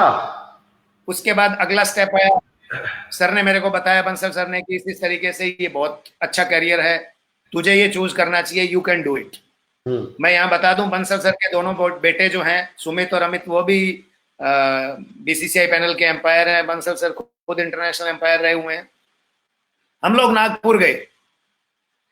अब वहां से करियर की स्टार्टिंग होती है। मेरे को वो बोलते तू हर चीज में पार्टिसिपेट कर, हर चीज में तुझे ये करना है ये करना है। बेसिक्स उन्होंने मुझे सिखाया, लॉज सारे मेरे को दिल्ली में अपने घर बुला के उन्होंने मुझे पढ़ाया। और मैं ये बात बताऊं आपको कि यदि आपकी डेस्टिनी में लिखा हुआ है ना, तो लोग बोलते हैं गॉडफादर की जरूरत है, गॉडफादर अपने आप आता है। अच्छा। ये गॉड अपने आप आए मेरे लिए, एम्पायरिंग के जो गॉड है ये अपने आप आए। अच्छा। वहां से हमने तैयारी शुरू करी। आगे 3-4-5 एग्जाम्स और हुए। बीसीसीआई के नॉर्म्स हैं कि 90% से कम अगर आपके किसी भी लेवल पे मार्क्स आते हैं तो आप यू आर आउट। अच्छा। आखिर 10 एम्पायर पास हुए, और उसमें मैं 2-3 नाम और लेना चाहूंगा। संजय दीक्षित जी हैं, उन्होंने मुझे बहुत मोटिवेट किया। हनुमानगढ़ से संजीव जी बेनीवाल, उन्होंने मुझे यहाँ पढ़ाया। विक्रम जी हैं, ये खुद एम्पायर हैं, ये भी आपके एसकेडी यूनिवर्सिटी में प्रिंसिपल हैं, उन्होंने पढ़ाया। बलविंदर जी खोसा हैं, वो स्कोरर हैं। मुझे याद है कि मैं 2 बजे, विक्रम जी की दुकान हुआ करती थी, मैं स्कूल से आता और आते ही खाना खा के उस दुकान में जाके बैठ जाया करता, अपनी किताबें ले जाके, कि एम्पायरिंग का ये एग्जाम क्लियर करना ही करना है। धूप शाम के समय हुआ करती थी, शटर नीचे कर लेते थे, पंखा कभी चलता था, कभी लाइट होती थी, कभी नहीं होती थी। खैर, गर्मी तो जिसने गर्मी सहन करी वही तप के सोना बनेगा। क्या बात कही है, क्या बात कही है। तो वहां पढ़ते थे, सबका अपना अपना काम था, सब बिजी थे। जी। बलविंदर खोसा आया करते थे, आके गेट के पास से ही, सर जी ये सिचुएशन है, बैट्समैन यहां से यहां पहुंच गया, यहां से उसने थ्रो मारा, ये किया, क्या होगा? मैं कहा अभी जवाब दूंगा नहीं, शाम को दे देना। अच्छा। ऐसे ऐसे जवाब, मतलब तोप के गोले दाग के जाया करते थे वो। अच्छा। और मैं बैठा बैठा उनको सॉल्व करता था। अच्छा, क्या बात है। और वहीं से करियर की स्टार्टिंग हुई। 2013 में मैं बीसीसीआई पैनल में आ गया। और ये बता दूं कि मैं आरसीए के पैनल में नहीं था, मैं बीसीसीआई के पैनल में पहले आया, बाद में मुझे आरसीए के पैनल में शामिल किया गया। क्या बात है। उनका भी मैं शुक्रगुजार हूं, लेकिन मेरी पेरेंट एसोसिएशन है तो उन लोगों ने मेरे को सपोर्ट किया है। जी जी। और उम्मीद है कि मैं उनको निराश नहीं कर रहा हूं। क्या बात है, नहीं बिल्कुल, आपके तो कमेंट ही बता रहे हैं सर। मैं यहाँ विक्रम सिंह औलख सर का भी बहुत बहुत धन्यवाद देता हूँ, और तमाम उन लोगों का जिनका नाम अभी सर जिक्र कर रहे थे। सपोर्ट करने वाले लोगों का जिक्र जरूर होना चाहिए। ये स्पोर्ट्स है, उसमें तो सपोर्ट की बहुत मेरे कई बार क्या होता है कि दिक्कत जब होती है, जब आप हार्ड टाइम्स आपके चल रहे होते हैं, तो कुछ लोग आपको मोटिवेट करते हैं। उन मोटिवेट करने वालों में मैं एक नाम लूंगा, संजय सिंह हैं, दिल्ली के एम्पायर हैं, वो मेरे साथ के ही मेरे पैनल के हैं। कभी भी इस तरीके की स्थिति आती है, मैचेस में होंगी, आप जब किसी स्थिति में जाओगे तो आपके साथ दिक्कत भी आएंगी, कुछ सीन्स भी बनेंगे, आप डिसीजन दोगे। हमेशा मैं ये मान के चलता हूँ कि मैं सही डिसीजन दूं। मैं जब ग्राउंड में जाता हूँ तो मैं सोचता हूँ कि डिसीजन सही दूं। मैं क्लास में जाता हूँ, मैं ये सोचता हूँ कि बच्चों को अच्छा पढ़ाऊं। घर में होता हूँ तो मैं कोशिश करता हूँ कि सबको एक बैलेंस बना के चलूं। लेकिन आपसे गलतियां होंगी, लाइफ है, आपसे गलतियां होंगी। उस समय में कुछ मेरे स्टूडेंट्स भी हैं जो मुझे मोटिवेट करते थे। दुलमाना में पहले पढ़ाया करता था, वहां कुछ स्टूडेंट्स हैं अच्छा जो मुझे मोटिवेट करते थे, नहीं sir you can do it, आप ये कर सकते हो, आप ये कर सकते हो। तो उन सब का शुक्रिया अदा करना चाहूंगा मैं इस मंच के माध्यम से। जी जी जी। मेरे कोलीग्स, देखो एक बैलेंस बनाने की बात आती है। आप कुछ बोल रहे थे? मैं एक सवाल, ये सेम सवाल हमारे स्टूडेंट का है कि युवराज शर्मा जी पूछ रहे हैं। सवाल ये है, लेकिन मैं चाह रहा हूँ युवराज का सवाल बने। जी जी संजीव जी, अगर आप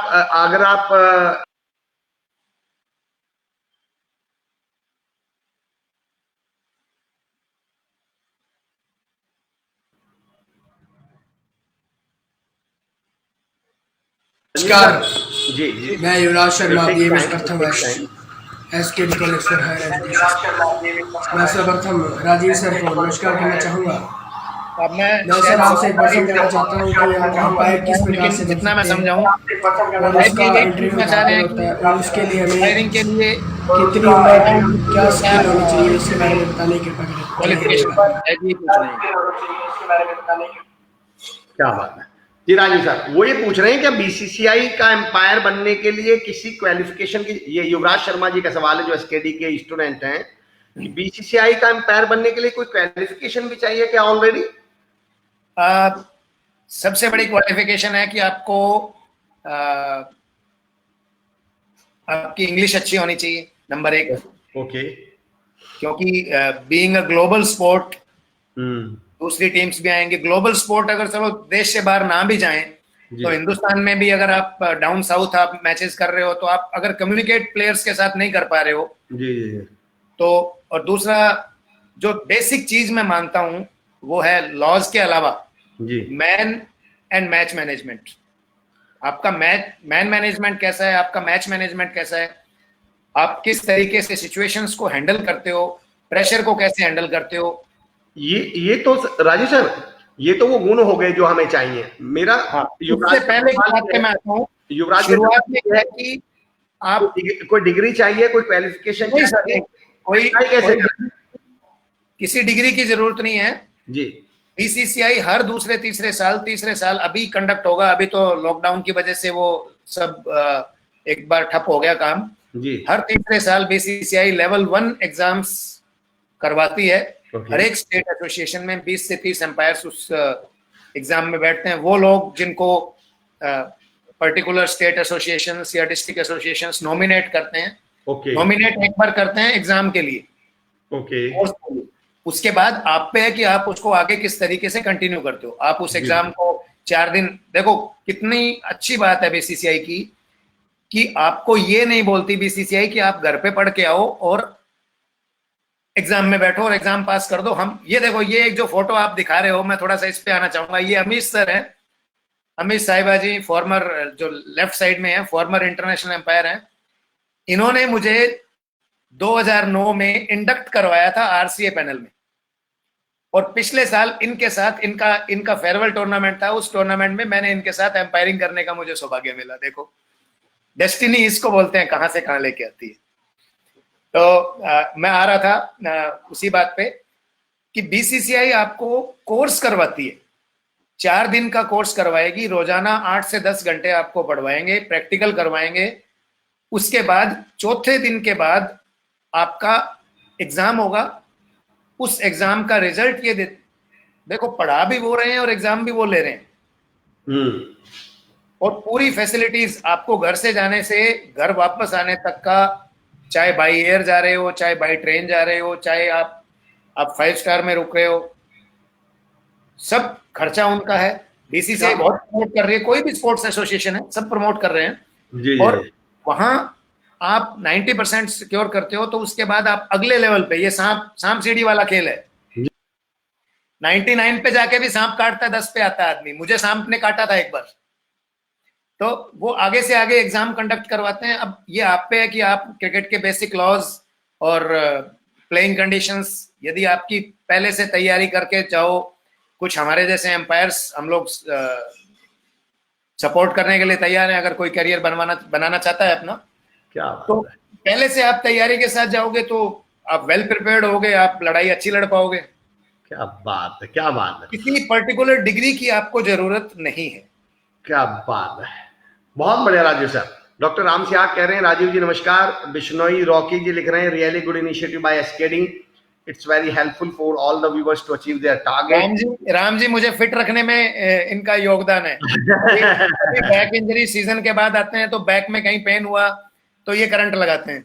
अच्छा, अभी टेनिस एल्बो से जूझ रहा हूं मैं, तो ये करंट लगा रहे हैं। क्या बात है। हमारी शख्सियत में है, राम सर से ही हमने शुरुआत की थी इस प्रोग्राम की। सर विजय कटारिया सर लिख रहे हैं कि कमेंट्री करें कुछ लाइंस। आप शोएब बॉलिंग कर रहे हैं और सहवाग जी ने छक्का मारा है, तो क्या आप कमेंट्री भी करते हैं? कमेंट्री गांव के कोई टूर्नामेंट है, शौकिया चले गए तो शौकिया कर दीजिए सर। सिचुएशन उन्होंने दी है, शोएब बॉलिंग कर रहे हैं और सहवाग ने 6 मार दिया। अब इस पे तो कमेंट्री उन्हीं को करने दो आप अभी। क्या बात है। ढिलन साहब लिख रहे हैं, Raju sir you are best teacher in English, मैं आपका स्टूडेंट था, you are very nice. Dulmana में आपने पढ़ाया है, उन्होंने ये भी लिखा है। मानविंदर सिंह बडू साहब, शानदार, जबरदस्त। दया वर्मा जी राइट। मदन कुमार जी, आपका कोई विशेष यादगार मैच जिसमें आपने एम्पायरिंग की हो, कोई यादगार ऐसा कुछ पड़ता है सर, जो मतलब कुछ कोई इंसिडेंट हुआ हो, कोई यादगार मैच रहा हो? पहला मैच लगभग हर एक का ही यादगार ही रहता है। जी जी जी। 2-3 मैचों का मैं जिक्र करना चाहूंगा। वैसे तो बीसीसीआई के सारे मैच ही यादगार हैं। जी जी जी। एक पहला मैच था मेरा, पहला रणजी ट्रॉफी जो मैच मैंने किया विदर्भा और कर्नाटका। अच्छा। और विदर्भा डिफेंडिंग चैंपियन और Karnataka always star studded side, पूरे सब स्टार्स सब उसमें खेल रहे हैं दोनों टीम्स में। अच्छा। एंड अब आप ये मान के चलो, मैं शायद मैं ज्यादा बढ़ा चढ़ा के इस बात को नहीं कह रहा हूं, लेकिन पहली बार जब हम मंच पर खड़े हुए थे कभी स्कूल की प्रेयर में या असेंबली में, तो हमारे पैर और हाथ किस तरीके से कांप रहे होंगे, तो ये आपने भी इस बात को फेस किया होगा। बिल्कुल बिल्कुल सर, बिल्कुल। जब पहला मैच शुरुआत हमारी होती है वुमेन्स मैचेस से, जूनियर मैचेस से, रणजी ट्रॉफी मेरा जो पहला मैच और वो भी इतना बड़ा मैच जी, तब तक मुझे इस बात का एहसास नहीं हुआ कि ये बड़ा मैच है जब तक कि प्लेयर्स ने हरकतें करनी नहीं शुरू करी। अच्छा, हरकतें इन द सेंस आप इतनी इंटेंसिटी के साथ खेलते हो, आप आर्च राइवल्स हो, बहुत इंटेंसिटी के साथ खेलते हो, उनका कहीं इसमें आप उनको डिसिप्लिन, इतना डिसिप्लिन भी नहीं कर सकते कि अपील मत करो, हाथ खड़े कर दो, हाउस दैट। जी जी। वो करेंगे, इंटेंसिटी है, उन्होंने पूरा जीवन लगाया है उसमें। अब ये आप पर है कि आप उसको कैसे हैंडल करते हो। शुरू शुरू में तो मुझे, मैं सच बताऊं तो 3-4 ओवर तो मुझे ये नहीं पता चला था मैं खड़ा करूं। अच्छा। और किस्मत ये अच्छी थी कि उन 3-4 ओवर्स में कुछ हुआ नहीं। हाँ, जहां डिसीजन लेना पड़े। मेरे पार्टनर जो थे वो बहुत सीनियर एम्पायर हैं, जी। तो उन्होंने मुझे मोटिवेट किया। मैच रेफरी थे, उन्होंने भी वॉकी पे आके well done Rajiv, well done. अब राजीव को ये नहीं पता राजीव कर क्या रहा है। और दूसरा मैच मैं बताता हूं कि लाइव मैच था बॉम्बे और बड़ौदा। अभी इसी साल बॉम्बे की टीम में सब स्टार्स खेल रहे थे, बड़ौदा में सब स्टार, यूसुफ भाई, पांड्या ब्रदर्स, सब लोग खेल रहे थे, कुलदीप हुड्डा। ये उसी मैच का, ये आप विजुअल दिखा रहे हो, जो ये फोटो दिखा रहे हो, ये उसी मैच का। ये मैच लाइव था हॉटस्टार पे। तो इसके अपने मजे हैं। एक बार आप इनसे निकल के आ जाओ तो उसके बाद आप you are in the sky. इन मैचेस में बड़े प्लेयर्स हैं, उनका प्रेशर भी है। आउट ऑफ फील्ड वो बहुत फ्रेंडली है, क्या बात। लेकिन फील्ड में वो बहुत प्रोफेशनल हैं। आपको बहुत सोच समझ के उनको, उनकी अपील का, उनकी बातों का, आप कुछ बोल रहे हो, कुछ कमेंट कर रहे हो, कुछ जेस्चर्स आप दिखा रहे हो, तो आपको बहुत सोच समझ के बोलना होता है, बिकॉज आपके वर्ड्स कैरी करते हैं। क्या बात है। तो क्या ये बात कुछ है सर, कमाल। आने वाले टाइम में और अच्छे अच्छे मैच आएंगे, अनुभव जैसे जैसे होगा। लेकिन आपकी जो मुस्कान है ना, आपके हर फोटो में भी है। मैं ये कह रहा था कि आपके हर फोटो में मुस्कान है, एम्पायरिंग करते समय भी। हाँ, ये कमेंटेटर्स भी इस बात पे मेरे पास आए। एक स्टार का हॉटस्टार लाइव मैच था, जी। तो सुबह सुबह कानपुर में हम ग्रीन पार्क में मैच कर रहे थे, तो सुबह सुबह कमेंटेटर आए, गोदारा जी आपकी मुस्कान वहां ड्रेसिंग रूम तक जा रही है। मैंने कहा सर डिसीजन वाइज तो ठीक चल रहा है ना। स्माइलिंग फेस का तो खैर कोई जवाब नहीं सर। आदरणीय रामकिशोर शर्मा खंडल सर हमारे साथ जुड़े हैं। कल हमारे साथ जो बावले छोरे हमारे संकल्प भाई और संभव भाई थे, उनके पापा जी हैं। सर स्वागत है आपका, बहुत बहुत स्वागत है। Pinky Meena ji, you are great sir, आपके लिए बोल रही हैं सर। मानविंदर साहब कह रहे हैं कि आपके गांव घर के पास एक मैदान था जहां, जिसका नाम ही गोदारा ग्राउंड पड़ गया, आप वहां काफी मैच कराया करते थे, फिर से कराइएगा। वर्सेटाइल जीनियस राजीव गोदारा जी। सर यहाँ लतिका सांगवान जी का एक क्वेश्चन ले लेते हैं हम लोग। क्वेश्चन ये है, if state panel is not recommending for umpiring, then how to apply in such a case? Please suggest. Is there any other way also? Is there any other option also? Latika ने एक ये googly फेंक दी है। वैसे she is a batsman, पर ये googly फेंक दी है। अच्छा। स्टेट एसोसिएशन आपको रेकमेंड नहीं करे तो आप कैसे जाओ, आप किसी और स्टेट को पकड़ो। अच्छा, ओके, गुड आइडिया। आपको एक चैनल के थ्रू जाना ही पड़ेगा। चाहे आप राजस्थान से, मैं राजस्थान का हूँ, राजस्थान में रह रहा हूँ, राजस्थान से जाऊं, या मेरा मूल गांव जो है वो हरियाणा में है, तो हो सकता है मैं हरियाणा एसोसिएशन के थ्रू मैं चला जाऊं। तो आपको एक सीढ़ी पकड़नी पड़ेगी, उस सीढ़ी के थ्रू ही आप जा सकते हो, डायरेक्ट आप जंप करके नहीं जा सकते हो। अच्छा, आप भारत के किसी भी स्टेट में अप्लाई कर सकते हैं क्या, ऐसा है? स्टेट एसोसिएशन आप माइग्रेशन ले सकते हो, आप you can migrate to any state. अच्छा, ओके। डिपेंड करता है कि देने वाला और लेने वाला। हाँ, ओके। मेरे स्टेट के जो एसोसिएशन के जो पदाधिकारी हैं वो, और जो जिस स्टेट में मैं जा रहा हूं, वो दोनों एग्री करते हैं। बिल्कुल सही। चंद्रशेखर यादव सर हमारे साथ जुड़ चुके हैं, जो एक अपने आप में स्पोर्ट्स एकेडमी चलाते हैं। राजीव भाई बहुत अच्छे कह रहे हैं वो। विक्रम सिंह शेखावत जी कह रहे हैं कमाना में ग्रामीण टूर्नामेंट्स में साथ खेले, वो भी यादगार पल है। क्या बात है। सतीश भाई मेरा स्टूडेंट है, विक्रम आजकल लेक्चरर है। जी जी, क्या बात है, क्या बात है। सर हाउ डू यू, मैं ये जानना चाह रहा हूँ, इन दोनों पर्सनैलिटीज का आप बैलेंस कैसे करते हैं? एक लेक्चरर भी हैं आप, एक एम्पायर भी हैं आप। How do you make balance in both the personalities? आपने बड़ा टिपिकल क्वेश्चन पूछा है। ये सबसे डिफिकल्ट काम भी है बैलेंस करना। मैं भी वही जानना चाहता हूँ। अक्टूबर में बीसीसीआई का सीजन शुरू होता है, फरवरी मार्च में खत्म होता है, और वही सीजन पढ़ाई का है बच्चों का। हाँ जी। तो मेरा क्या, अभी तो लॉकडाउन हो गया, अदरवाइज अभी मेरी क्लासेस शुरू हो जाती। ओके। छुट्टियों में हमारे कैंप लगा करते हैं, SUPW समाज सेवा के जो शिविर लगा करते हैं। तो सुबह सुबह थोड़ा बहुत बच्चों से काम करवा लिया जी, सफाई का जो भी अभियान चलाना है, जो भी समाज सेवा का काम करवाना है। उसके बाद 12th क्लास को विशेष रूप से 12th क्लास को हम पढ़ाया करते थे। मेरा ये टारगेट हुआ करता था हमेशा से, ये मेरी स्मार्ट क्लास है जो आप दिखा रहे हैं, मेरा यही टारगेट था कि किसी तरीके से सितंबर एंड तक मैं 12th क्लास का सिलेबस करवा दूं, उनको इस स्टेज पर पहुंचा दूं कि वहां से आप उनको उसके बाद टेस्ट सीरीज या किसी तरीके से आप उनको काम करवा सको। इसमें मेरे स्टाफ मेंबर्स, मेरे प्रिंसिपल सर पन्नालाल जी, जितने भी मेरे स्टाफ मेंबर्स हैं, उनका बड़ा सहयोग है कि वो लोग मुझे कोऑपरेट करते हैं, मेरी क्लास खाली नहीं रहने देते। मैं कहीं भी जा रहा हूँ, अगर मैं बॉम्बे भी हूँ, वहां से भी अगर मैंने क्वेश्चंस बना के कुछ भेजे हैं तो वो लोग यहाँ उनको टेस्ट सीरीज उनकी कंडक्ट करवाते हैं और उसका परिणाम भी अच्छा मिलता है, रिजल्ट भी अच्छा ही रह रहा है।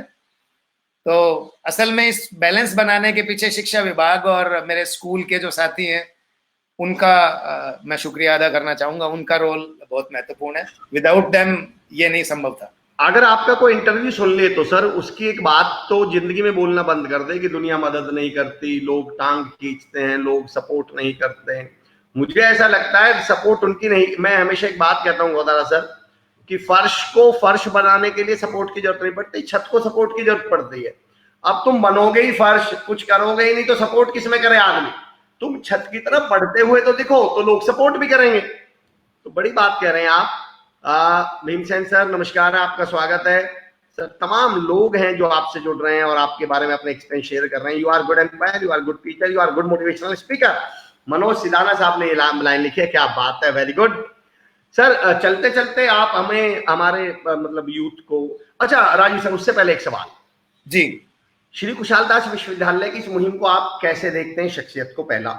दूसरा, आप देख रहे होंगे स्पोर्ट्स को लेके बहुत सारे कोर्सेज ऑफर करते हैं श्री कुशालदास विश्वविद्यालय एसकेडी यूनिवर्सिटी, तो इस चेंज को आप कैसे देखते हैं कि अब यूनिवर्सिटीज, एजुकेशन सिस्टम स्पोर्ट्स को पढ़ाई में ले आए हैं? वो पहले क्या होता था, या तो खेलो या पढ़ो, अब उन्होंने कहा खेल में पढ़ाई कर लो भाई, तुम्हें स्पोर्ट्स में जाना है ना तो आओ तो इसमें पढ़ाई कर लो, योगा में पढ़ाई कर लो। और आप लोग एक क्रिकेट ग्राउंड भी तैयार कर रहे हैं एसकेडी में। इन सब चीजों पे क्या आप कहना चाहेंगे? मैं उसी पे आता हूँ, मैं थोड़ा सा बैकग्राउंड से चलूंगा। तो 8-10 साल पहले से कहीं किसी कार्यक्रम में हम बैठे थे और बाबूलाल जी वहां बैठे थे। बाबूलाल जी आदरणीय बड़े भाई साहब, मेरा बड़ा स्नेह रखते हैं वो लोग। तो वहां हम बैठे थे किसी कार्यक्रम में, तो बैठे बैठे बातचीत चल गई, मेरे को बोलते कि क्या कर रहा है आजकल ये वो। मैंने कहा जी इस तरीके से मैं एम्पायरिंग में थोड़ा सा कोशिश में लगा हुआ हूँ, देखते हैं क्या होता है, अभी मैंने एग्जाम दिया है। अरे तू तो पास कर जाएगा। उसी समय दिनेश जी पास में बैठे थे, मुझे आज भी वो बात याद है। दिनेश जी को बाबूलाल जी बोलते, दिनेश इसकी फोटो अपने स्कूल में, उस समय ये खालसा स्कूल चलाया करते थे। अच्छा, मैं पढ़ के सैनिक स्कूल में भी गया हूँ। जी जी जी, वहां आज भी मेरी छोटी सी बच्चे की, एक मासूम से बच्चे की एक फोटो लगी हुई है। तो मैं वहां बैठे थे कि दिनेश इसकी फोटो लगा जी, ये आने वाले टाइम में सुपरस्टार है, इसकी फोटो लगा ले अपने स्कूल में। अच्छा, मैंने कहा भाई साहब तुम मजाक कर रहे हो। तो वहीं से मैंने कहा भाई साहब खेल होना चाहिए स्कूल में भी, आप शुरू करो कि बिल्कुल तुम आना। और क्या है, अभी यूनिवर्सिटी वाला जब सिस्टम शुरू किया, ये मेरे दोनों बच्चे और मेरे दिवंगत पिताजी जब यूनिवर्सिटी शुरू करी तो मैंने उनसे एक ही बात बोली, मैं भाई साहब कुछ करो ना करो लेकिन स्पोर्ट्स पे फोकस करना जी। तो बोलते राजीव मेरा पहला टारगेट ही यही है। और दिनेश जी ने भी उस समय काफी वो किया। अब मैं असली बात बताऊं आपको कि लोग बाग ये सोचते हैं कि सिर्फ पढ़ाई में ही करियर है, आप आईआईटी करो, आप एमबीबीएस करो या आप किसी और लाइन में जाओ। मैं ये बोल रहा हूं कि स्पोर्ट्स से बड़ा करियर किसी भी जगह नहीं है। बहुत अच्छा पैसा मिलता है, बहुत अच्छी फीस मिलती है, चाहे वो प्लेयर्स हों चाहे ऑफिशियल्स हों। मुझे एक वाकया याद आ रहा है कि दिल्ली एयरपोर्ट पे, मैं आपको सही बात बताऊं तो मैंने कभी जिंदगी में हवाई जहाज की सैर नहीं की थी जी। और अभी मेरी एवरेज हर 7वें दिन एक फ्लाइट की मेरी एवरेज है। अच्छा, ऑन एन एवरेज हर 7वें दिन एक फ्लाइट पकड़ता हूँ। साल में मेरी 50 फ्लाइट है, तो आप देख लो हर 7वें दिन बनती है। मैचेस के लिए जा रहा हूँ। तो हम दिल्ली एयरपोर्ट पे थे, उस समय प्रो कबड्डी लीग शुरू हुआ था जी और मेरा वो पहला सीजन था, पहला दूसरा सीजन था एम्पायरिंग का। जी। तो जयपुर पिंक पैंथर्स के कोच जो बलवान जी दहिया हैं, ये हमारे चंडीगढ़ में कबड्डी के कोच हुआ करते थे डीएवी कॉलेज में। तो मैंने उनको पहचान लिया, मैंने उनको बताया, अपना परिचय दिया कि अरे गोदारा। उसी दौरान कुछ जो नए प्लेयर्स थे वो लोग भी आ गए। वो असल में क्या है, वो गांव से, ठेठ गांव से हमारी तरह निकल के आए हुए कबड्डी के प्लेयर्स थे। तो हम उनसे बातचीत करने शुरू कर दिए। टी शर्ट वगैरह ये पहनी हुई थी, तो आप तो क्रिकेट में हो, ये वो, थोड़ा चार्म तो आई। हाँ जी। बातचीत करते करते जब मैं उनसे बात कर रहा था तो वो ठेठ हरियाणवी लहजे में वो समझ गए कि मैं भी हरियाणवी लग रहा हूं उनको। अच्छा। तो ठेठ हरियाणवी लहजे में मेरे को एक बात बोलते हैं कि भाई साहब, हमने तो मिट्टी में कबड्डी खेली थी, हवाई जहाज तो कभी छोड़ो, हम तो बस की सैर नहीं करी हमने। इस गेम ने हमारे को हवाई जहाज की सैर भी करा दी, 5 स्टार होटल भी दिखा दिए। क्या बात है, बिल्कुल। और लाखों रुपए उनको मिले। तो ये ओवरनाइट नहीं हुआ, ये उनका जज्बा था। उनको बाबूलाल जी जैसे प्रमोट करने वाले लोग मिले, उनको दिनेश जी जैसे प्रमोट करने वाले लोग मिले, जिन्होंने इंफ्रास्ट्रक्चर अवेलेबल कराया उनको, जिन्होंने उनको सुविधाएं दी। यदि आप किसी बच्चे को सुविधा नहीं दोगे, मेरे माँ बाप ने मुझे अच्छी एजुकेशन दिलवाई, मुझे कोई शिकायत नहीं है जी। अब ये मेरे पे है, सुविधा आपको दे दी, अब ये मेरे पे है, गाइडेंस मिल रही है मुझे, अब ये मेरे पे है कि मेरे को उसको किस तरीके से मैनेज करना है, किस तरीके से मेरे को उसको करियर के रूप में डालना है। तो बाबूलाल जी जो काम कर रहे हैं, अब क्रिकेट के ग्राउंड पे आता हूं मैं जी। तो मैंने कहा सर भाई साहब, ग्राउंड बने तो ऐसा बने कि बस तू आगे मत बोल, मुझे पता है, ऐसा बने कि उसमें कोई भी मैच हो सके। तो यही कहना चाहता है। मैंने कहा जी बिल्कुल होना चाहिए, तो फिर टॉप क्लास होना चाहिए, सारी फैसिलिटीज होनी चाहिए उसमें, ड्रेसिंग रूम भी होना चाहिए, एम्पायर्स रूम भी होना चाहिए, मैच रेफरी रूम भी होना चाहिए। हम कल को मैच हो तो हम ये कहें कि जी ये कमी है इसमें, वो नहीं होनी चाहिए। तो कहते तुम आजा छोटे भाई। अच्छा। उसमें अभी बॉम्बे मैच खिलाने गया हुआ था, मार्च के फरवरी लास्ट और मार्च फर्स्ट वीक की बात है। तो मैंने कहा भाई साहब, बॉम्बे से आते ही मैं आपके पास यूनिवर्सिटी आता हूँ। क्या आते ही बोर्ड एग्जाम और इधर उधर मैं थोड़ा व्यस्त हो गया। कुछ एक वहां से फियर भी लेके आया था मैं कोरोना का, क्योंकि बॉम्बे में तो था, यहाँ आके बताया तो लोग बाग विश्वास नहीं कर रहे थे, बट थोड़ा था कि बाहर ना निकलूं, नहीं जाऊं। एक दिन मेरे को फोन आया, बैठे हुए 7-8 दिन हो गए मेरे को, कि राजीव भाई कहाँ पे है, बॉम्बे से चल पड़ा। मैं कहा हाँ जी भाई साहब। तो पैदल पैदल आ रहा है क्या? अब मेरे को वो बात समझ में आ गई। मैं भाई साहब कल तक पहुंच जाऊंगा, नहीं थक गया हो तो साधन भेज दूं रास्ते में, कहीं कहाँ तक पहुंच गया, दिल्ली विल्ली पहुंच गया हो तो आ जाऊं। मैं नहीं भाई साहब मत शर्मिंदा करो, कल आ रहा हूँ। अगले दिन से लॉकडाउन हो गया था। तो हम लोग विक्रम जी, दिनेश जी, बाबूलाल जी के निर्देशन में हम लोग वहां ग्राउंड पे गए। ग्राउंड के लिए सारा, अच्छा मैं ये सोच रहा था कि उनका काम देखो बाबूलाल जी का, मैं ये सोच रहा था कि बुला रहे हैं तेरे को, पैमाइश करवाएंगे, कितना क्या क्या चाहिए कागज पे बना के दे देना और काम हो जाएगा जी। मजदूर जो भी आएंगे, जो भी आर्किटेक्ट आएंगे, वो अपने आप कर लेंगे। मुझे क्या पता था आर्किटेक्ट भी वहीं बैठा है, अच्छा बैठे हैं, ट्रैक्टर भी वहीं है, जेसीबी वहीं है। मुझे तो मार्क कर दे कहाँ से कहाँ क्या करना है। मैंने कहा जी यहाँ पिच बनेगी, ये 100x50 है, 5 पिच बनाएंगे 100x60, ये एरिया खोद के 2 फुट 3 फुट खोद दो। मैं आपको बताता हूँ कि चलो छोटे भाई नाश्ता कर लो, पराठे तैयार है। पराठे खा के आए, वो पिच खुदी हुई थी, ग्राउंड की पैमाइश तैयार, जी जी जी, सब काम तैयार। अब बोल क्या करना है? मैंने कहा भाई साहब कुछ नहीं, अब घास लगा दो, और पिच बनाने के लिए मिट्टी चाहिए, कहाँ से चाहिए ये बता, और तू 1 महीने के बाद आना, 1.5 महीने के बाद आना, 2 महीने के बाद आना, तेरे को टॉप क्लास ग्राउंड मिलेगा, मेरे को बता दे। शाम को आर्किटेक्ट के पास लेके गए, दिनेश जी को इस काम के लिए डेप्यूट किया कि आप लेके जाओ इनको, जैसा राजीव चाहता है वैसा बनवाओ। कल को शिकायत यही करेगा, ग्राउंड में आएगा तो ये शिकायत करेगा, तो इसको कहने लायक बनेंगे कि नहीं तू नहीं करवाया है। तो जज्बा ये होना चाहिए, फैसिलिटीज ये होनी चाहिए। उनके यहाँ घुड़सवारी की फैसिलिटीज हैं, उनके यहाँ अन्य जितने भी गेम्स हैं, एथलेटिक्स की फैसिलिटीज है, सब गेम्स के उनके पास कोचेज हैं। मैं बोल रहा हूँ कि पढ़ोगे लिखोगे बनोगे नवाब, खेलोगे कूदोगे होगे खराब, ये वंस अपॉन ए टाइम की बात है। जी जी, आजकल है पढ़ोगे लिखोगे तो बनोगे नवाब तो है ही, खेलोगे कूदोगे तो भी नवाब बनोगे, और तो बनोगे। बिल्कुल राजीव सर, बिल्कुल आपने सही बात कही। और जहां तक आदरणीय बाबूलाल जुनेजा सर की बात है, दिनेश सर की बात है, मैं उनकी कार्यशैली मैं भी जानता हूँ। मुझे बाबूलाल सर की एक बात बड़ी अच्छी लगती है, वो ये कहते हैं कि यार यूनिवर्सिटी में घुस के ना तुम मट्टी से ना काम पूछ लिया करो, ये मट्टी तुम्हें कोई ना कोई तो काम बता ही देगी कि आ जाओ ये कर लो, मेरे में ये करना है, मेरे में ये करना है। वो काम को लेके उनका जज्बा, हनुमानगढ़ को लेके उनका नजरिया, सोच जो है, मतलब वो काबिले तारीफ है। उनका ये कहना है मैं हनुमानगढ़ में ऐसी कोई कमी नहीं छोड़ना चाहता एजुकेशन के लेवल पे, चाहे वो स्पोर्ट्स में हो, चाहे वो डांस में हो, चाहे वो कोर्सेज में हो, कि हमारे बच्चे को बाहर जाना पड़े। मैं सैल्यूट करता हूँ। इसी बात पे मैं आता हूँ जी। हम लोग बाहर गए हुए थे उस समय, ये बात है 94 की, हम जब कॉलेज के लिए गए थे 94 से 98 में चंडीगढ़ में रहा। उस समय नशे की प्रवृत्ति शुरुआत हुई थी उस समय। जी जी जी। हमारे कॉलेज में भी थे, हर जगह होंगे जी। हमें भी ऐसी इंस्टिंक्ट आई, ऐसा हमें भी प्रोवोक किया गया कि आप ये करो, ये करो, ये करो। और वो एज ऐसी होती है, उस एज में आप you tend to move towards that. Definitely. ठीक है, ये सेल्फ डिसिप्लिन क्या था, ये सैनिक स्कूल की वजह से या कुछ भी मान लो, उस वजह से डिसिप्लिन रहे। उस समय नशे की प्रवृत्ति आनी शुरू हुई थी। हम 3 महीने में 4 महीने में घर आया करते थे। पीछे से 3 महीने में हम क्या कर रहे हैं ये सिर्फ हम फोन पे या लेटर के माध्यम से ही बता सकते थे ना। आजकल तो बहुत सारे साधन है, लेकिन फिर भी माँ बाप हर तीसरे चौथे दिन आपके पास चंडीगढ़, दिल्ली, जयपुर नहीं जा सकते।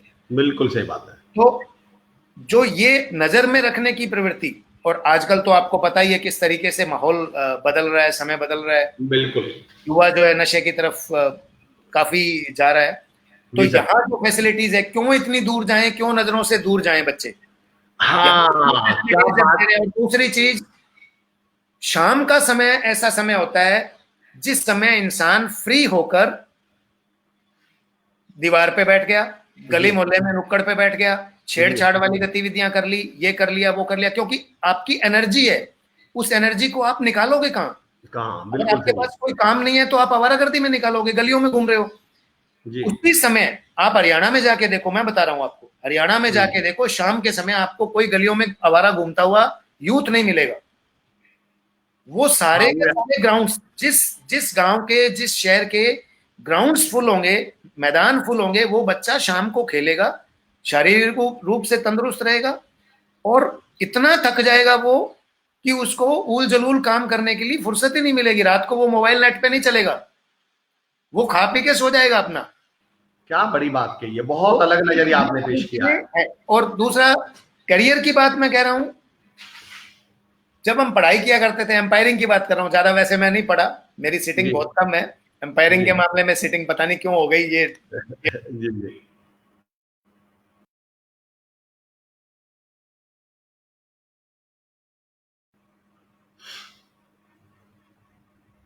कोई टेक्निकल फॉल्ट रहा होगा। बलविंदर खोजा साहब लिख रहे हैं, Rajiv sir standing already to 30 BCCI umpires. बिल्कुल। और आज जो मुझे राजीव सर से उनकी क्लैरिटी ऑफ थॉट्स, उनका अंदाज, उनकी लगन, उनका जुनून मुझे देखने को मिला है, यकीन जानिए दोस्तों, कामयाब लोगों के पीछे किस्से कहानियां बहुत ज्यादा होती हैं, जुनून, मेहनत। हम तो हर बात को कहां से कहां जोड़ लेते हैं। देखिए कामयाब लोग क्या क्या करते हैं कामयाब होने के लिए। चंद्रशेखर यादव सर लिख रहे हैं, एक अच्छा अंपायर बनने के लिए क्या स्टेप है, किस तरह की तैयारी करनी चाहिए, आप कोई क्लास शुरू करें। बिल्कुल, मैं ये मैसेज, अगर टेक्निकल इशू हमारे सॉल्व हो पाएगा तो डेफिनेटली हम इस विषय को लेंगे। ललिता जी लिख रहे हैं, I agree with you sir, thank you. Naresh Mitha साहब, right sir, thank you so much. Rajiv sir within a minute और 2 हमारे साथ फिर से जुड़ रहे होंगे। तब तक दोस्तों आप यकीन जानिए, आप देखिए, समझ रहे हैं राजीव सर कितना बड़ा मैसेज दे रहे हैं कि जिस गांव, जिस शहर के मैदान भरे हुए होंगे, वहां के लड़के को आवारागर्दी करना, फालतू काम करने के लिए एनर्जी नहीं होगी, वो पूरा समय, पूरा फोकस और एनर्जी कहां पर लगाएगा, वहां। आदरणीय Babulal Juneja sir, Dinesh Juneja sir, Varun Yadav sir, मैं आपकी सोच और आपके नजरिए को भी सैल्यूट करता हूं कि आपने जब एक यूनिवर्सिटी का सोचा तो केवल आपने वो रेगुलर कोर्सेज नहीं सोचे कि बीए करवा दो, बीकॉम करवा दो, बीएससी करवा दो। आपने कोर्सेज के नाम पे वो तमाम कोर्स जो बड़े से बड़े शहर में जाकर मिलते हैं, वो हनुमानगढ़ में कोशिश की है, चाहे वो बीए बीएड हो, बीकॉम बीएड हो, चाहे वो एमबीए हो, चाहे इंटीग्रेटेड एमबीए हो आपका, चाहे वो लॉ हो, चाहे वो योगा में डिग्री हो, चाहे स्पोर्ट्स में पढ़ाई हो, चाहे वो आपके डिफेंस की पढ़ाई हो। तो ये जो सोच है आपकी पढ़ाई को लेकर, और फिर केवल आपने उसे पढ़ाई तक सीमित नहीं रखा, आपने होटल मैनेजमेंट हो, चाहे फैशन डिजाइनिंग हो, चाहे वो आपका लैंग्वेज हो कि आप हिंदी, पंजाबी, राजस्थानी, तमाम कोर्सेज आपके यहाँ अवेलेबल है। और केवल आपने उसे पढ़ाई या डिग्री तक ही सीमित नहीं रखा, आपने उसे स्पोर्ट्स को भी इनकलकेट किया उसमें। चाहे वो क्रिकेट हो, चाहे वो आपके नेशनल, आपके बहुत सारे मैं देखता हूँ यूनिवर्सिटी के बहुत सारे प्लेयर्स इंटर यूनिवर्सिटी जो गेम्स खेलते हैं, स्टेट में खेलते हैं। ये आप लोगों की सोच और नजरिए का कमाल है और मैं सैल्यूट करता हूँ आपकी सोच और नजरिए को। हनुमानगढ़ जैसी जगह को आपने जिस मुकाम पर ले जाने की ठानी है, पूरे हनुमानगढ़ का साथ, पूरे राजस्थान का साथ, पूरी यूनिवर्सिटी के साथ है, आपके साथ है। डॉक्टर राम सियाग जी, राजीव सर से हमारे बारे में भी पूछ लेना जी। डॉक्टर राम सियाग सर, आपके बारे में उन्होंने जिक्र किया है बिल्कुल राजीव सर ने, कि जब जब उनको जो फिजिकल चैलेंजेस होते हैं, चुनौतियां होती हैं, तो बिल्कुल अभी टेनिस एल्बो का शायद आप उनको you are doing something for him, तो बिल्कुल उनके आपके बारे में जिक्र कर रहे थे। और मैं उम्मीद कर रहा हूँ राजीव सर से अगर टेक्निकल जो फॉल्ट है वो सॉल्व हो पाएगा तो हम within a minute Rajiv sir से फिर जुड़ पाएंगे। जितने तमाम लोग मुझसे जुड़े हुए हैं इस समय, जो स्क्रीन पर हैं, जो इस समय हम ऑनलाइन हैं, तब तक उन लोगों से सबसे परिचय हो जाए ताकि हम लोग आगे, कनेक्टेड फैमिली है ये हमारी, हम एक दूसरे को जानने तो लगे हैं। जैसे मैं नितिन सुतार भाई को जानता हूँ, नितिन छाबड़ा भाई को जानने लगा हूँ, संदीप खंडेलवाल जी, राजीव भैया, clear concept in such practical way that anyone even non experienced guy can understand to simple and easy going person. Rajiv भैया, संदीप जी आप बिल्कुल बिल्कुल सही लिख रहे हैं। अगर आपने नोटिस किया हो तो मैंने भी राजीव सर के लिए एक शब्द यूज किया था, क्लैरिटी ऑफ थॉट्स बहुत ज्यादा है उनको। जब वो पढ़ाई कर रहे थे तो भी क्लियर थे, जब वो एम्पायरिंग कर रहे हैं तो भी क्लियर हैं, जब वो एजुकेशन से जुड़े तो भी क्लियर हैं, स्पोर्ट्स से जुड़े तो भी क्लियर हैं। तो तमाम लोग जो हमारे साथ इस समय जुड़े हुए हैं, थोड़ा सा तारुफ हो जाए, परिचय हो जाए आप लोगों से। अगर आप कमेंट में अपना थोड़ा सा इंट्रोडक्शन दे सकते हैं तो धीरे धीरे हम भी जुड़ जाएंगे, एक दूसरे को जान भी पाएंगे, कनेक्ट भी हो पाएंगे। और हो सकता है अगर टेक्निकल इशू जो है, नेटवर्क इशू जो आ रहा है, अगर वो फॉल्ट दूर होता है तो हम उम्मीद कर रहे हैं कि राजीव सर से हम दोबारा जुड़ पाएंगे। एक सवाल हमारे यूनिवर्सिटी के स्टूडेंट का है जो हम राजीव सर से अभी लेंगे उनके आने पर, तब तक हम देखते हैं। बीपीटी एमपीटी, देखिए डॉक्टर राम सियाग, आप राम सियाग सर हमारे इधर हैं और इधर जो हम कोर्स पढ़ रहे हैं स्क्रीन पर वो बीपीटी और एमपीटी का पढ़ रहे हैं, bachelor of physiotherapy, master of physiotherapy. आने वाले समय, अच्छा देखिए, जैसे जैसे स्पोर्ट्स बढ़ेंगे, एक बात और याद रखिएगा दोस्तों, जब भी कोई एक चीज बढ़ती है तो बेसिकली वो अकेली चीज नहीं बढ़ती, उसके आसपास 10 चीजें और डेवलप होती हैं। जैसे किसी घर में कोई बच्चा कामयाब हो जाए तो वो अकेला बच्चा थोड़ी आईएएस बना है, उसके पापा आईएएस के पापा बन चुके हैं, उसका भाई आईएएस का भाई बन चुका है, उसकी मम्मी आईएएस की मम्मी बन चुकी है, उसके नाना आईएएस के नाना बन चुके हैं। दरअसल आइए, मैं समय नहीं लूंगा, राजीव गोदारा सर वापस आ चुके हैं। राजीव सर, तमाम लोग आपके बारे में लिख रहे थे तो मैंने कहा तब तक मैं काम चला लेता हूं। एक क्वेश्चन लेते हैं सर, फिर हम कंक्लूजन की तरफ बढ़ेंगे। और सर एक क्वेश्चन है हमारे स्टूडेंट का, श्री कुशाल दास यूनिवर्सिटी के स्टूडेंट का। अगर संजीव यादव सर सुन रहे हैं मुझे तो कृपया वो आप क्वेश्चन स्क्रीन पर लाएं संजीव सर। तब तक अरविंद जोशी जी लिख रहे हैं, वेरी गुड मॉर्निंग सर जी, क्या बात है, स्वागत है।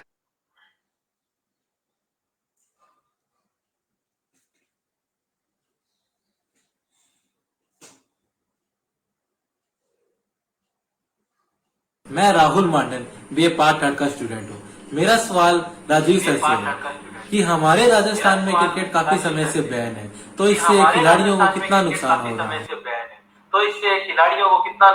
रहा है? ये तो मेरे लिए भी नया सवाल है, क्रिकेट बैन है क्या? नहीं सर, असल में मैं उनकी बात समझ गया, वो जो पूछना चाह रहे हैं कि जी काफी समय से जो डोमेस्टिक क्रिकेट है वो प्रभावित थी, चाहे किसी भी तरीके से आप मान लो, राजनीतिक रूप से मान लो या प्रशासनिक रूप से मान लो, लेकिन क्रिकेट चल रही थी, वो जो ग्रास रूट लेवल पे चलनी चाहिए वो नहीं चल रही थी। उस समय किसी तरीके से वो लोडा कमेटी की रिकमेंडेशंस या व्हाटएवर, जिसमें मैं जाना नहीं चाहूंगा, उस वजह से कुछ कॉम्प्लिकेशंस थे। बीसीसीआई डायरेक्ट देख रही थी क्रिकेट एक्टिविटीज, और एक किसी प्रशासक के लिए पूरे स्टेट में एक्टिविटीज को देखना शायद मुश्किल काम होता है, तो वो उन्होंने सेंट्रलाइज कर दिया था उस काम को। जयपुर में टीम्स बनाया करते थे, 5-7 उनके ट्रायल मैचेस हुआ करते थे। लेकिन अब जब संवैधानिक रूप से चुनाव हो गए हैं आरसीए के, और माननीय वैभव जी के नेतृत्व में जब ये कार्यकारिणी बन गई है, तो अब उम्मीद है कि जैसे ही लॉकडाउन, अभी वही बात कि सब कुछ ठीक हो गया तो बीमारी आ गई। बीमारी आ गई। मुझे रतन टाटा जी की बात मैं एक दिन पढ़ रहा था न्यूज़पेपर में, तो मुझे बड़ी पसंद आई कि कोई बोल रहा है कि मेरा ये नुकसान हो गया, कोई बोल रहा है मेरा ये नुकसान हो गया, इतना नुकसान हो गया, इतना घाटा हो गया। तो रतन टाटा जी ने कहा कि this is not the year of profit making, this is the year of survival.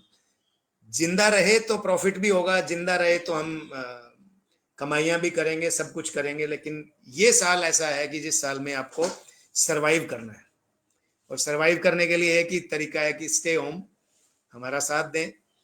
जो कोरोना से जो लोग स्ट्रगल कर रहे हैं, जो लोग वॉरियर्स हैं, उनका साथ दें। ये एक है। क्या बात है, क्या बात आपने की। जिंदा रहना है मतलब इस साल की कामयाबी तो जीवित रहना है। बिल्कुल आप सही कह रहे हैं, टाटा साहब ने बिल्कुल सही बात कही। चंद्रशेखर यादव से पूछ रहे हैं एसकेडी यूनिवर्सिटी में क्या बीपी एड कोर्स शुरू होगा? डेफिनेटली चंद्र सर, स्वागत है, बिल्कुल शुरू है। आप कांटेक्ट कर सकते हैं BP SKD university. SKD university आप नाम लो, कौन सा कोर्स चाहिए, बाबूलाल जी वही ले आएंगे। मैं आपको ये भी बता दूं दोस्तों, एक आपको अच्छी खबर ये भी बता दूं, यूनिवर्सिटी और कॉलेज में एक अंतर भी बता देता हूं। बेसिकली यूनिवर्सिटी क्योंकि अपने आप में इंडिपेंडेंट होती है, तो कोर्स को डिजाइन भी किया जा सकता है यूनिवर्सिटीज में। तो डेफिनेटली बीपीएड तो है ही है, केवल बीपीएड नहीं, तमाम कोर्सेज वहां अवेलेबल है। आप जो लोग भी संपर्क करना चाहते हैं यूनिवर्सिटी के कांटेक्ट नंबर पर, पेज पर आप हमारे पर जाके डिटेल ले सकते हैं। इवन यहाँ पर सामने नंबर चल रहे होते, आपका स्वागत है, बिल्कुल स्वागत है। सर, राजेश सर, यकीन जानिए, एक बीसीसीआई, अगर मैं एज एन एम्पायर की बात करूं, आई वॉज इन डिलेमा कि मैं अंपायर साहब से आधा घंटा क्या बात करूंगा, और यहां घंटा 1 हो चुका है और बातें खत्म नहीं हो रही है। तो एक बात तो है सर, आप केवल एक अंपायर तो नहीं है, आप एक शख्सियत हैं और ऐसा व्यक्तित्व है जिससे मैं सारे दिन भी बात करूं तो मुझे नहीं लगता कि बातें खत्म हो पाएंगी। जिस तरह आपका अंदाज है, आपका लहजा है, आपकी जो नॉलेज है, और उसके ऊपर इतना साधारण व्यवहार, असाधारण नॉलेज और साधारण व्यवहार, ये कॉम्बिनेशन बहुत कम मिलता है। सर बहुत बहुत शुक्रिया। आप सर, आप कोई मैसेज देना चाहते हैं कि हमारे यूथ को, युवाओं को, या हनुमानगढ़ वासियों को, या राजस्थान के लोगों को, या हिंदुस्तान के लोगों को? मेरा मैसेज तो स्पष्ट है सर कि आप पैनिक करने की जरूरत नहीं है। लाइफ में हो सकता है जो आप बनना चाहो वो आपकी डेस्टिनी में नहीं हो, लेकिन जब भी डेस्टिनी आपको किसी ऐसे मोड़ पर लेके जाए जहां से आपको करियर बनाने की अपॉर्चुनिटीज हैं, तो आप सबसे पहले उस मोड़ पे आप तभी जाओगे जब आप पहले से आपकी पूर्व तैयारी होगी। यदि आप तैयार नहीं हो, मैं अंपायर बनने के लिए, मैं आर्मी ऑफिसर बनने के लिए, मैं एक टीचर बनने के लिए यदि मैं तैयार नहीं हूं, मुझे नहीं पता मुझे क्या बनना है, लेकिन मेरी प्रेपरेशन जो है, वो प्री प्रेपरेशन जो है, वो मेरी होनी चाहिए कि मैं तैयार रहूं। मुझे जब भी कोई भी अपॉर्चुनिटी मिलेगी, उस अपॉर्चुनिटी को मैं ग्रैब करूं। आपके दरवाजे पे दस्तक देगी अपॉर्चुनिटी, निश्चित रूप से देगी। आप सोते रह गए तो सोते रहोगे, खो जाओगे। तो सबसे बड़ी चीज मैं ये मानता हूं, चाहे वो आप खेल में मान लो, चाहे कला के क्षेत्र में मान लो, साहित्य के क्षेत्र में मान लो, किसी भी क्षेत्र में आप अगर जाना चाहते हो, आपको तैयारी होनी चाहिए। 2-3 चीजें हैं। डिसिप्लिन, यदि आप डिसिप्लिन हो, आप टाइम के पाबंद हो, आपकी लाइफ डिसिप्लिन्ड है, तो आप कभी भी तैयार रहोगे, चाहे वो आपको कोई भी अपॉर्चुनिटी मिले। दूसरी चीज है सिंसियरिटी, टाइम मैनेजमेंट, ये सारी चीजें आपके पास होनी चाहिए। ये नहीं कि आज तो मैं वो जो हम छोटे हुआ करते थे किया करते थे, अक्सर हर एक कोई करता है कि सोमवार से पढ़ाई शुरू कर दूंगा, सोमवार करते करते 1 तारीख आ जाती थी, 1 तारीख से पढ़ाई शुरू करूंगा, फिर सेशन खत्म, अगले सेशन तो पक्का पढ़ूंगा। क्या बात है यार। आपको अभी मैं ऑफ सीजन में मैं फ्री हूं, मैं मेरी बात कर लेता हूं, मैं फ्री हूं तो मैं फ्री नहीं हूं। मुझे मेरे लॉज जो हैं या मेरे जो मैं पढ़ा रहा हूं, वो जो मैं एम्पायरिंग का करियर है, वो कहीं भी मैं अपने आप को रिफ्रेश कर रहा हूं। थोड़ी बहुत किताब खोल के देख ली, पढ़ लिया, क्या है क्या नहीं है, रिफ्रेश हो गया। दूसरा चीज, सुबह सुबह आप 2 घंटे 1 घंटा योगा करके, कुछ एक्सरसाइज करके देखो तो सही। आप मैं गारंटी के साथ कहता हूं आपकी उम्र 10 साल कम हो जाएगी। क्या बात के, यंगर दिखोगे आप। मैं सही बताऊं ना जी जी, ये योगा का कोर्स भी करवा रहे हैं।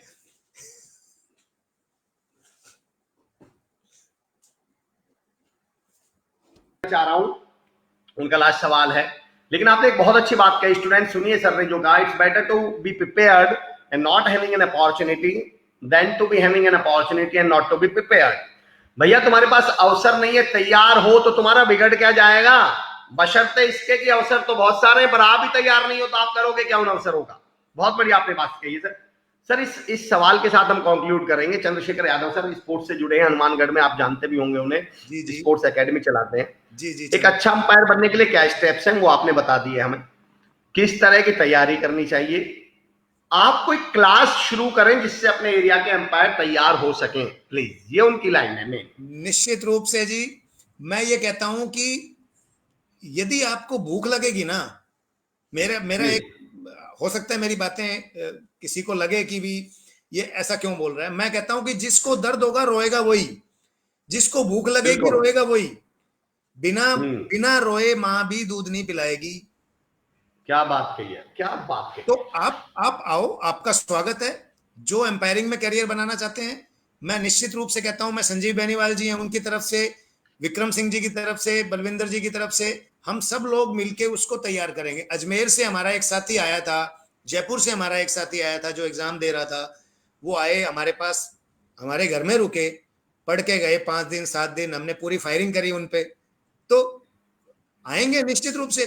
जो मेरे पास है यदि मैं उसको अपने पास ही रखूंगा तो मेरा ज्ञान बढ़ेगा नहीं। आप उसको फैलाओ, ये तो खुशबू है, आप जितनी फैलाओगे उतनी फैलेगी। आपने एक बहुत अच्छा मैसेज दे दिया राजीव सर इन बातों में कि लिफ्ट मिल तो जाएगी पर हाथ तो आपको ही देना पड़ेगा। एक दिन बात मैंने सुनी। जी, क्या बात आपने कही है, क्या बात आपने कही है। बिश्नोई लॉकी लिख रहे हैं, Rajiv sir having crystal clear thoughts. Vikas Dalal ji लिख रहे हैं, सर आप ग्रेट हो, keep smiling. Yuvraj Sharma ji very good morning. Rajiv sir मैं तमाम, देखिए आप तो खैर मतलब, लेकिन फिर भी मैं तमाम SKD management, Shri Babulal Juneja sir, Dinesh Juneja sir, Varun Yadav sir, Krishna Yadav ma'am और अपनी तरफ से मैं तमाम आपका बहुत बहुत शुक्रिया अदा करता हूँ, बहुत बहुत धन्यवाद देता हूँ।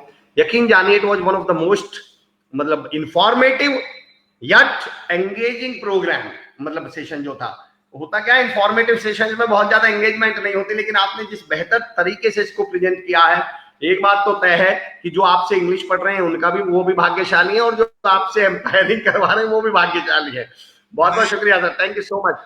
Thank you. मैं असल में भाग्यशाली अपने आप को मानता हूं कि मेरे ऐसे स्टूडेंट्स हैं, और बीसीसीआई ने भी मुझे एंगेज किया, आरसीए ने एंगेज किया है, तो उनका भी मैं शुक्रिया अदा करना चाहूंगा। और खास तौर पे मैं बधाई दे रहा हूं एसकेडी यूनिवर्सिटी को, और उम्मीद करता हूं कि एसकेडी यूनिवर्सिटी के ग्राउंड में खड़े होके बाबूलाल जी से निवेदन है कि जब भी पहला मैच कराओ तो मुझे बुला लेना। अंपायरिंग नहीं करना चाहूंगा। अंपायरिंग आप कर लेना सर, कमेंट्री टूटी फूटी मैं कर लूंगा, तो मैं भी पहले का हिस्सा हो जाऊंगा। एक फ्रेंडली मैच करेंगे ना। सही है सर, बहुत बहुत शुक्रिया sir, thank you so much Rajiv sir, it was really fabulous programme, thank you so much sir, thank you. दोस्तों क्या शानदार प्रोग्राम रहा, क्या शानदार लर्निंग रही। राजीव सर के जो क्लैरिटी ऑफ थॉट्स है, राजीव सर के जो आइडियाज हैं, राजीव सर की जो हेल्पिंग नेचर है और उनकी नॉलेज का तो मैं क्या कहूं। निशा कांता शर्मा मैम जिनको देखकर बच्चों ने बहुत, इवन यूथ को, लड़कियों को बहुत मोटिवेशन मिला होगा। दोस्तों बहुत बहुत शुक्रिया आप तमाम लोगों का जुड़े रहने के लिए, सुनने के लिए। मुझे खुशी होती है नेटवर्किंग इश्यूज के बावजूद हम लोग जुड़े रहते हैं, कनेक्टेड रहते हैं। दोस्तों कल फिर सुबह 10 बजे एक ऐसी शख्सियत जो अर्जुन अवार्डी हैं, जो महाराणा प्रताप अवार्डी हैं, एक ऐसी शख्सियत जो लगातार 3 बार पैरा एशियन गेम्स मेडलिस्ट हैं, संदीप मान सर से हम मिलने वाले हैं कल सुबह 10 बजे। मेरी आपसे दरख्वास्त है कि जुड़े रहिएगा, आगे बढ़ते रहेंगे, जुड़े रहेंगे, बढ़ते रहेंगे। कल हम स्वागत करते हैं 10 बजे संदीप मान सर का, अर्जुन अवार्डी व महाराणा प्रताप अवार्डी और 3 बार के पैरा एशियन गोल्ड मेडलिस्ट। बहुत बहुत शुक्रिया तमाम लोगों का। मैं यहाँ विक्रम सिंह औलख सर का भी विशेष धन्यवाद करता हूँ, बहुत बहुत धन्यवाद करता हूँ, जिनकी वजह से ये कार्यक्रम मुझे बहुत सपोर्ट मिली और जो एम्पायरिंग को बढ़ावा दे रहे हैं पूरे क्षेत्र में। मैं आदरणीय राजीव गोदारा सर, निशा जी का बहुत बहुत धन्यवाद करता हूँ, उन्होंने समय निकाला।